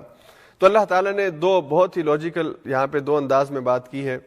اور یہ جو پروسیس انسان کی پیدائش کا اللہ نے یہاں پہ ذکر کیا، جسے ہم آج کی سائنس کی زبان کے اندر ایمبریولوجی کہتے ہیں، کہ انسانی جو بچہ ہے اس کی جو تخلیق کے جو مراحل ہیں، اس سارے مراحل کو اللہ تعالیٰ نے قرآن کریم کی اس آیت کے اندر بیان کیا ہے۔ اور یہ آیت آج نازل نہیں ہوئی، یہ آیت آج سے 1400 سال پہلے، آج سے 1440 سال پہلے حضور علیہ الصلوۃ والسلام کی قلب اطہر پہ نازل ہوئی، اور اللہ نے یہ سٹیجز اور یہ مراحل، انسانی تخلیق کے مراحل وہاں پہ بیان کیے ہیں۔ اب وہ دور محمد صلی اللہ علیہ وسلم کا دور جس میں یعنی الٹرا ساؤنڈ یا دوربین، بلکہ یعنی کیمرے کا تصور تک نہیں تھا، انسان سوچ نہیں سکتا تھا کہ انسان کی جو وجود ہے اس کے اندر جو چیز مخفی ہے اس کو وہ دیکھ سکے، اس کے مراحل کو دیکھ سکے۔ تو اتنا ایکوریٹ بیان کہ آج کے دور کے محققین اور خاص طور پہ اس فیلڈ کے اندر ایمبریولوجی کے اندر جو دنیا میں جانا پہچانا نام ہے، ڈاکٹر کیتھل کا، ٹورنٹو یونیورسٹی کے پروفیسر ہیں، انہوں نے اس کے اوپر ایک بک لکھی جس میں انہوں نے ان سارے مراحل کو ذکر کیا، اور وہ اس وقت پوری دنیا کے اندر اس حوالے سے جانا پہچانا نام ہے کہ جو ڈیولپمنٹ ہے the development of human embryology, اس کی جو ڈیولپمنٹ ہوئی ہے اس کے اوپر انہوں نے پوری تفصیل کے ساتھ یہ مراحل ذکر کیے، اور پھر انہوں نے ایک بات لکھی کہ مجھے حیرانگی ہے کہ آج سے 1400 سال پہلے اس چیز کو قرآن کے اندر کیسے لکھا گیا۔ وہ ظاہری بات ہے مسلمان نہیں ہے ابھی تک، یعنی اس کا اسلام کا اعلان نہیں ہوا، تو اس کو قرآن کو یہ بات کیسے پتہ چلی کہ یہ انسانی جسم کے اندر یا عورت کے اندر یہ مراحل جو ہے وہ وقوع پذیر ہوتے ہیں۔ اور اسی طرح یہی بات ڈاکٹر روبرٹ نے، جو کہ ٹیسٹ ٹیوب بیبی کا موجد ہے، اس نے کہی ہے کہ یہ جو پورا پروسیس قرآن میں بیان کیا گیا ہے، یہ پروسیس کیسا پروسیس کہ اس کے بارے میں مکمل ڈیٹیلز اور ٹھیک ایکوریٹ بات اللہ کے کلام میں لکھی ہوئی موجود ہے۔ اور یہ دونوں سائنسدان جو تھے یہ مسلمان نہیں ہوئے، اور اس کے برعکس بہت سے ایسے ہیں غیر مسلم سائنٹسٹ کہ جو مسلمان ہوئے بھی ہیں، جیسے کہ میں نے اگلے دن ڈاکٹر مورس بکائی کا ذکر کیا تھا کہ جن کو قرآن کریم کی کاپی ملی تو انہوں نے اس کا مطالعہ کرنے کے بعد قرآن بائبل اینڈ سائنس کے نام سے ایک بہت ہی خوبصورت کتاب لکھی، اور اس میں قرآن کریم میں جتنی سائنسی ایجادات اور انکشافات ہیں ان کی تصدیق کے طور پر کہ یہ بالکل حق اور سچ ہے، اور اس کے مقابلے میں بائبل میں جو کچھ لکھا ہوا ہے سائنس اس کا انکار کرتی ہے، اور وہ بالکل غلط بات ہے جو بائبل میں لکھی ہے۔ اور آپ بھی اگر آج بائبل کا مطالعہ کریں تو قرآن کے مطالعے کی وجہ سے اور قرآن کی طرف سے حقیقت کا علم ہونے کی وجہ سے آپ اس میں موجود غلط چیز کو ایک دم پہچان لیں گے۔ لیکن جو بائبل پڑھتے ہیں وہ کیونکہ خود اس پہ ایمان رکھتے ہیں، اس لیے ان کے سامنے اس میں کسی قسم کی کمی یا اس میں کسی قسم کا نقص جو ہے وہ ان کو محسوس نہیں ہوتا۔ تو اللہ نے یہاں پہ اس آیت کے اندر انسانی بچے کی جو تخلیق کے مراحل ہیں اسے ذکر کیا، اور اس کے بارے میں خود حضور علیہ الصلوۃ والسلام نے اپنی احادیث کے اندر یہ بات بیان فرمائی جو بالکل اس آیت کی تشریح ہے۔ اب ظاہری بات ہے حضور علیہ الصلوۃ والسلام کو یہ بات اللہ کی آیات کہ یعنی اللہ کی آیات تو اللہ کی آیات ہیں، اللہ نے نازل کی ہیں، لیکن اس کے بعد جو حضور علیہ الصلوۃ والسلام کی حدیث ہیں جن میں حضور علیہ الصلوۃ والسلام نے اس کی وضاحت بیان فرمائی، تو وہ اللہ کی طرف سے رہنمائی کے بعد اور اللہ کی طرف سے ہدایت کے بعد ہی وہ بات کہی جا سکتی ہے، وگرنہ اس دور میں یہ بات کہنا یہ یعنی کوئی بھی دنیا کا عقل مند سے عقل مند انسان اور بڑے سے بڑا فلسفی یہ بات نہیں کہہ سکتا تھا، یہ غیب کی چیز تھی اس وقت۔ تو حضور علیہ الصلوۃ والسلام نے فرمایا کہ جب مرد اور عورت کا ملاپ ہوتا ہے اور نطفہ اپنی جگہ پہ جا کے ٹھہرتا ہے، مرد اور عورت کے خلیہ آپس میں ایکس اور وائی ملتے ہیں، تو اس کے بعد 40 دن کا ٹائم ہے، 40 دن کے بعد وہ جو ہے وہ علقہ بنتا ہے، یعنی وہ 40 دن کے بعد وہ نطفہ جو ہے وہ ایک گاڑے خون کے اندر تبدیل ہوتا ہے، اور پھر اس کے 40 دن کے بعد یہ مضغہ بنتا ہے، یعنی گوشت کا لوتھڑا بنتا ہے، وہی گاڑا خون جو ہے وہ گوشت کے لوتھڑے میں تبدیل ہوتا ہے، پھر اس کے 40 دن کے بعد یعنی جب 120 دن ہوتے ہیں تو اس میں روح پھونکی جاتی ہے، اور پھر وہ روح جو ہے وہ ایک وہ لیونگ جاندار جو ہے وہ وجود کے اندر آتا ہے اس وقت۔ اب حضور علیہ الصلوۃ والسلام کو کیا پتا تھا کہ پہلے 40 دنوں میں کیا ہوتا ہے، پھر اگلے 40 دنوں میں کیا ہوتا ہے اور اس کے بعد کیا ہوتا ہے؟ یہ آج سائنس کی جو تحقیقات ہیں آج ہمارے سامنے بالکل جو انسانی تخلیق کا مرحلہ ہے پہلے دن سے لے کر آخر دن تک اس کی جو ڈیولپمنٹ ہے، اس کی جو ایمبریولوجی ہے، وہ بائی پکچرز ہمارے سامنے آ گئی ہے، اور ہم یہ چیز جب پڑھتے ہیں تو میں سمجھتا ہوں کہ سائنس کے طالب علموں کے لیے بطور خاص یہ جو قرآن کے ماننے والے نہیں ہیں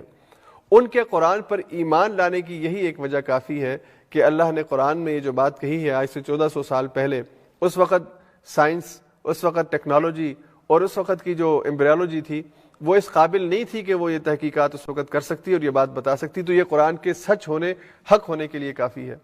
تو قرآن کریم کے سچ ہونے کے لیے قرآن کی ایک آیت بھی کافی ہوتی ہے، لیکن کوئی مانے تو،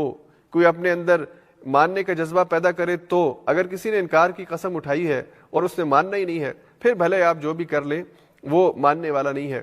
تو اللہ تعالیٰ نے انسانی جسم کے اندر اس کے جو یعنی انسان کی جو تخلیق ہے اس کے جو مراحل ذکر کیے، جو ایک پردہ غیب کے اندر والی چیز تھی، آج ہم اپنی الٹرا ساؤنڈ کی وجہ سے، آج ہم اپنی مشینوں کی اور سائنس کی وجہ سے دن بائی دن کی یا ڈے بائی ڈے کی جو ڈیولپمنٹ ہے وہ دیکھ سکتے ہیں، اس کو ہمارے پاس یہ علم آ گیا ہے، لیکن جب یہ قرآن آیا تھا تو اس وقت یہ چیزیں نہیں تھی، اور یہی آج قرآن کے سچے ہونے کے اوپر بہت بڑی دلیل ہے۔ اس کے بعد اللہ تعالیٰ نے حج کے حوالے سے آیات ارشاد فرمائی، اور اللہ نے فرمایا کہ وَإِذْ بَوَّأْنَا لِإِبْرَاهِيمَ مَكَانَ الْبَيْتِ أَلَّا تُشْرِكْ بِي شَيْئًا وَطَهِّرْ بَيْتِيَ لِلطَّائِفِينَ وَالْقَائِمِينَ وَالرُّكَّعِ السُّجُودِ۔ اللہ نے حضرت ابراہیم علیہ السلام کو حکم دیا کہ وہ بیت اللہ کو تعمیر کریں، یہ بات ہم پہلے پارے میں پڑھ چکے۔ تو بیت اللہ کی تعمیر کے بعد اللہ تعالیٰ نے کہا کہ میرے گھر کو پاک کیجئے، وطہر بیتی، میرے گھر کو پاک کر دیجئے، للطائفین، طواف کرنے والوں کے لیے۔ بیت اللہ کا، اللہ کے گھر کا سب سے اہم اور سب سے بنیادی وصف یہ ہے کہ اس گھر کا طواف کیا جاتا ہے، اور پوری دنیا میں صرف یہی ایک چیز ہے جس کے طواف کرنے کا حکم مسلمانوں کو دیا گیا ہے۔ آج اگر کوئی بیت اللہ کو چھوڑ کر کسی اور جگہ طواف میں لگا ہوا ہے، وہ گمراہی کے اندر اور ضلالت کے اندر پڑا ہوا ہے، چاہے وہ کسی قبر کا طواف کرتا ہے یا کسی اور چیز کا طواف کرتا ہے۔ اللہ کے گھر کے علاوہ، بیت اللہ کے طواف کے علاوہ کسی مسجد کی طواف کی بھی اجازت نہیں ہے۔ یہ غلط ہے کہ آپ کسی جگہ مسجد کا طواف شروع کر دیں یا کسی قبر کا طواف شروع کر دیں۔ تو طواف صرف اللہ کے گھر کا، اور بیت اللہ میں جو شخص موجود ہو اس کے لیے سب سے افضل عبادت اس گھر کا طواف ہے۔ اسی لیے ہم جو لوگ حج پہ جائیں یا عمرے پہ جائیں اور یہ سوال پوچھیں کہ جی ہم وہ مسجد عائشہ سے جا کے 10 عمرے، 12 عمرے، 15 عمرے کر سکتے ہیں، تو میں تو یہ کہتا ہوں کہ آپ جب اللہ کے گھر جا رہے ہیں تو اس گھر جاتے ہوئے ایک عمرہ کرنا یا حج کرنا، یہی رسول اللہ صلی اللہ علیہ وسلم کی سنت ہے۔ آپ بار بار جا کے وہاں سے مسجد عائشہ سے احرام بدل کے آ کے عمرے حج نہیں کرتے تھے،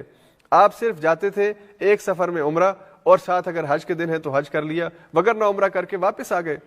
تو آج بھی اگر ہم عمرے کے لیے جائیں یا حج کے لیے جائیں، ہمیں یہی سنت اپنانی چاہیے، اور بجائے کہ وہ مسجد عائشہ کی طرف دوڑ لگائیں، ادھر آنے جانے میں جو ٹائم ضائع ہوتا ہے، اور پھر اس عمرے کے اندر جو صحیح ہمیں کرنی پڑتی ہے اس کی بجائے صرف ہم بیت اللہ کے طواف کو فوکس کر لیں اور طواف زیادہ سے زیادہ کریں، تو یہ سب سے افضل عبادت ہے۔ اسی لیے اللہ نے یہاں پہ جب گھر کا ذکر کیا اور گھر کے ساتھ وابستگی کا ذکر کیا تو کہا کہ میرے گھر کو طواف کرنے والوں کے لیے پاک کر دو، اور دوسرا کام کہ اس گھر کو قائمین و رکعین السجود،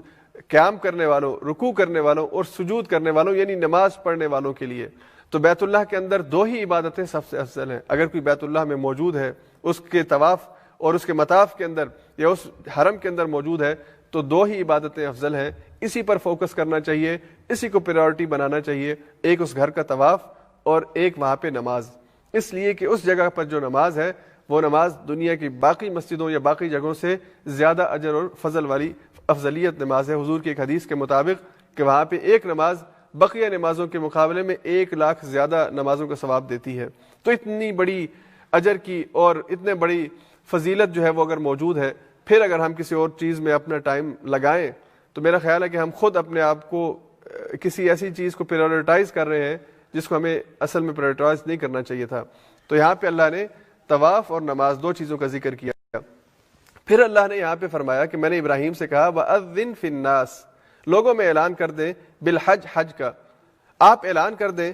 یأتوک رجالا، آپ کے اس اعلان کے اوپر لوگ آئیں گے اس گھر کے طواف کے لیے، وعلی کل ضامر یأتین من کل فج عمیق، دنیا کے کونے کونے سے، کوئی پیدل، کوئی سواری پر، اور اس وقت ظاہری بات ہے اونٹ کی سواری ہے یا گھوڑے کی سواری ہے، اور جس کے پاس یہ دونوں نہیں ہے وہ پیدل اس گھر کی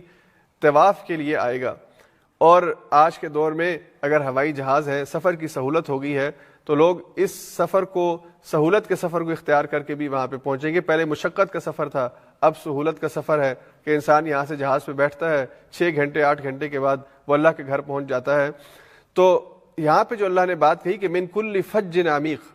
یعنی آپ سمجھ لیں کہ دنیا کے کونے کونے سے لوگ اس گھر کے طواف کے لیے آئیں گے، اور آج بیت اللہ کی یہی کنڈیشن ہے۔ آج تو کرونا وائرس کی وجہ سے طواف نہیں ہو پا رہا، لیکن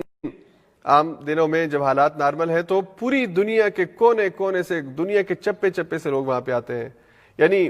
آپ ایک سائڈ سے شروع ہو جائیں، آپ فجی سے آئیں، آسٹریلیا سے آئیں، پھر آپ جناب ادھر انڈونیشیا سے، ملائیشیا سے، پاکستان، انڈیا، بنگلہ دیش اور جاپان، اور پھر آپ ادھر مغرب کی طرف آ جائیں، یعنی دنیا کا کوئی کونا نہیں ہے جہاں سے آپ کو بیک وقت وہاں پہ لوگ نہ ملیں۔ دنیا کی ہر زبان بولنے والا، ہر رنگ والا، ہر نسل والا، ہر قومیت والا بندہ آپ کو وہاں پہ ملے گا۔ اور یہی حج کے منافع اللہ نے ذکر کیے کہ کیوں اللہ نے اس حج کو فرض کیا ہے، کیوں یہ آئے حج کے لیے، لیشہدوا منافع لہم، تاکہ یہ اس کے منافع جو ہیں اس کو دیکھ لیں، اس کا مشاہدہ کر لیں، اور اس کے منافع بہت زیادہ ہیں۔ حج کے منافع میں سے ایک بہت بڑا فائدہ یہ ہے کہ وہاں پہ پوری امت مسلمہ کا اجتماع ہوتا ہے، ہر زبان، ہر رنگ، ہر نسل اور ہر علاقے کے لوگ وہاں پہ جمع ہوتے ہیں، ایک یونٹی کا اور مساوات کا اور یگانت کا اور اتحاد کا مظاہرہ ہوتا ہے۔ اور اسی طرح اللہ نے فرمایا کہ اللہ کا ذکر کیا جائے ایام معلومات، یعنی جو ایام تشریق ہیں، 10 ذی الحجہ، 11 ذی الحجہ، 12 13 ذی الحجہ، ان دنوں میں اللہ کے نام کو بلند کیا جائے۔ اور پھر اللہ نے فرمایا وَلِكُلِّ أُمَّةٍ جَعَلْنَا مَنْسَكًا، ہم نے ہر ایک کے لیے قربانی کا ایک طریقہ مخصوص کیا ہے تاکہ وہ جو جانور اللہ نے ان کو دیے ہیں اس کے اوپر اللہ کا نام لے، قربانی کا حکم اللہ نے دیا۔ اور پھر اللہ نے حج کرنے والوں کی، ایمان والوں کی صفات بیان فرمائی کہ جب ان کے سامنے اللہ کی آیات پڑھی جاتی ہیں وجلت قلوبہم، ان کے دلوں کے اندر لرزہ طاری ہو جاتا ہے، والصابرین علی ما اصابہم، اور اگر انہیں ہماری ایمان اور ہماری دعوت کو قبول کرنے کے نتیجے میں کوئی مشکلات آتی ہیں اس پر استقامت دکھاتے ہیں، والمقیمین الصلاۃ، نماز قائم کرتے ہیں، ومما رزقناہم ینفقون، اور جو رزق ہم نے ان کو دیا وہ خرچ کرتے ہیں۔ اور آخر میں اللہ نے نیت کی اصلاح کے حوالے سے بہت ہی اہم آیت ہے، لن ینال اللہ لحومها ولا دماؤها، اللہ کو ان جانوروں کا گوشت یا ان کا خون نہیں پہنچتا جنہیں تم اللہ کے لیے قربان کرتے ہو۔ پوری دنیا کے اندر لاکھوں کروڑوں جانور اللہ کے لیے ذبح ہوتے ہیں، لیکن اللہ فرماتے ہیں مجھے ان کا گوشت، ان کا خون نہیں پہنچتا، وَلَٰكِن يَنَالُهُ التَّقْوَىٰ مِنكُمْ، بلکہ انہیں تمہارا تقویٰ پہنچتا ہے، اللہ کو تمہارا تقویٰ پہنچتا ہے۔ کس نیت سے، کس ارادے سے تم اللہ کے راستے میں جانور کو ذبح کرتے ہو، کس نیت کس ارادے سے تم اللہ کے گھر کا طواف کرتے ہو، اس گھر کا حج اور عمرہ کرتے ہو، یا تم اپنی نماز پڑھتے ہو یا رمضان کے روزے رکھتے ہو، قرآن کی تلاوت کرتے ہو، نیت کیا ہے؟ تو تمہاری نیت اصل میں یہ تمہارے تقوی کی بنیاد بنتی ہے۔ اس کے بعد اللہ تعالیٰ نے اسلامی حکومت کی ذمہ داریوں کو ذکر کیا۔ اس کے بعد ہم آگے آخری مضمون کی طرف چلتے ہیں، ہمارا وقت ختم ہو رہا ہے، کہ اللہ تعالیٰ نے اہل ایمان کا تعارف کروایا، جو اس کو مانتے ہیں ان کو اللہ نے کہا کہ ان کا نام کیا ہے اور ان کے کرنے کے کام کیا ہیں۔ تو اللہ نے فرمایا یا ایھا الذین آمنوا، اے ایمان والو، ارکعوا واسجدوا واعبدوا ربکم، رکوع کرو اور سجدہ کرو اور بندگی کرو اپنے رب کی، وفعلوا الخیر، اور خیر کے بھلائی کے کام کرو، لعلکم تفلحون، تاکہ تم فلاح پا سکو، وجاہدوا فی اللہ حق جہادی، اور اللہ کے راستے میں جہاد کرو جیسا کہ جہاد کرنے کا حق ہے۔ اب یہ خیر اور بھلائی یہ جو ہے اس کا میدان بہت وسیع ہے، دنیا میں ہر اچھا کام وہ خیر کا کام ہے، اس میں اپنا حصہ ڈالو، اور خاص طور پہ جب تم نان مسلم سوسائٹیز کے اندر رہتے ہو، غیر مسلم معاشروں میں رہتے ہو، تو یہاں پہ بھلائی کے اور خیر کے جتنے عنوانات ہیں، جتنے کام ہیں، اس میں اپنا حصہ ڈالو، نیکی کے کاموں میں، اچھائی کے کاموں میں، چاہے کوئی غیر مسلم ہی وہ کر رہا ہے، اس میں اس کے ساتھ اس معاشرے کے اندر امن قائم رکھنے کے لیے، اس معاشرے کے اندر انصاف کے قیام کے لیے، اس معاشرے کے اندر مظلوموں کو ان کا حق ان تک دینے کے لیے جو بھی کوشش اور کاوش کوئی کر رہا ہے اس کا ساتھی بن جاؤ۔ اور اللہ نے فرمایا هو اجتباکم، اللہ نے تمہیں چن لیا ہے، اللہ نے تمہارا انتخاب کیا ہے۔ مجتبی کا مطلب ہوتا ہے چنا ہوا، تو اللہ نے تمہیں چن لیا ہے۔ وما جعل علیکم فی الدین من حرج، اور اللہ نے دین میں تمہارے لیے کوئی حرج کا پہلو، تنگی کا پہلو، مشکل کا پہلو نہیں رکھا۔ تم خود اپنے دین میں اپنے لیے مشکل بناتے ہو، اللہ کے دین میں تمہارے لیے کوئی مشکل نہیں ہے، آسانیاں ہیں۔ اللہ کا دین ہر زمانے میں، ہر جگہ پہ، ہر قسم کے حالات میں اس پر عمل ہو سکتا ہے، اللہ کے دین میں مشکل نہیں ہے۔ ملت ابیکم ابراہیم، تم اپنے باپ ابراہیم کی ملت ہو، تمہاری نسبت ابراہیم کے ساتھ ہے۔ ہوا سماکم المسلمین، اللہ نے تمہارا نام مسلمان رکھا ہے، تمہارا نام، آپ کا نام، میرا نام، دنیا کے سارے جتنے بھی مسلمان ہیں سب کا نام اللہ نے مسلمان رکھا۔ بعض روایات میں بات ہے کہ یہ بات ابراہیم کے حوالے سے کہ انہوں نے مسلمان رکھا، لیکن زیادہ بہتر یہ کہ یہ نام اللہ نے رکھا۔ من قبل وفی ھذا، اس قرآن سے پہلے بھی اور اس کے اندر بھی، یعنی پہلی شریعتوں میں بھی اللہ نے اہل ایمان کا نام مسلم ہی رکھا ہے، اور امت مسلمہ ہی رہی ہے، دین اسلام ہی رہا ہے۔ لیکون الرسول شہیدا علیکم، تاکہ رسول تم پر گواہ بن جائے، وتکونوا شہداء علی الناس، اور تم لوگوں کے سامنے گواہ بن جاؤ، اس پیغام کو پہنچانے والے بن جاؤ جو رسول تم تک لے کر آئے ہیں۔ فاقیموا الصلاۃ، پس نماز کو قائم کرو، وآتوا الزکاۃ، زکوٰۃ ادا کرو، واعتصموا باللہ، اللہ کی رسی کو مضبوطی سے تھام لو، ہوا مولاکم، وہ تمہارا مولا ہے، تمہارا ساتھی ہے۔ فنعم المولا ونعم النصیر، کتنا ہی اچھا ساتھی ہے، کتنا ہی اچھا مددگار ہے۔ بھلا اللہ سے اچھا کوئی مددگار ہو سکتا ہے؟ بھلا اللہ سے اچھا کوئی ساتھی ہو سکتا ہے؟ تو جس کا ساتھی اللہ ہو، جس کا مولا اللہ ہو، جس کا مددگار اللہ ہو، اسے پھر دوسرے کی کیا ضرورت ہے؟ اس لیے یہ جو آخری دو آیات ہے سورہ حج کی، بہت ہی خوبصورت اور جامع آیات ہیں۔ اس میں میرا اور آپ کا تعارف مسلم کے طور پہ کروایا گیا ہے۔ میں جو اپنے آپ کو سنی، شیعہ، اہل حدیث، دیوبندی، بریلوی، حنفی ان چیزوں میں تقسیم کرتا ہوں، اس کی بجائے میرا تعارف مسلم ہے، اور مجھے مسلم ہی اپنا تعارف کروانا چاہیے۔ اور مسلم کا معنی ہے جو اپنے آپ کو اللہ کے آگے جھکا دے، جو اللہ کی مان کی زندگی بسر کرے، جو اللہ کی آیات کو دل و جان سے اس کے اوپر عمل کرنے والا ہو، پھر اس کی اپنی پسند، اپنی انا اور اپنی خوشی وہی ہو جو اللہ کی خوشی ہے۔ پھر وہ اپنے مفادات کے لیے دین میں رستے نکالنے کی کوشش نہ کرے، پھر وہ اپنے مفادات کے لیے دین میں ادھر ادھر نکلنے کی کوشش نہ کرے اور دین میں غلط تعویلیں کرنے کی کوشش نہ کرے، اپنے مفادات کے لیے دین کا حلیہ مت بگاڑے، بلکہ اپنے آپ کو دین کے مطابق ڈھالنے کی کوشش کرے۔ ہمارے ہاں آج کل یہ ایک رویہ ہے لوگوں میں کہ لوگ وہ کام کرنے کی کوشش کرتے ہیں جس میں ان کا فائدہ ہو، اور دین کو اس طرف مولڈنے کی کوشش کرتے ہیں کہ دین بھی اس طرح مولڈ ہو جائے، موڑ دیا جائے جس طرح وہ چاہتے ہیں۔ تو ہمیں اللہ نے یہ کہا کہ تمہارا نام مسلم ہے، تمہاری پہچان مسلم ہے، اور مسلم وہ ہوتا ہے جو اللہ کے حکم کے آگے اپنے آپ کو بچھا دے، اپنی مرضی وہ اللہ کی مرضی اور اللہ کی پسند اس کے مطابق اپنی زندگی بنائے۔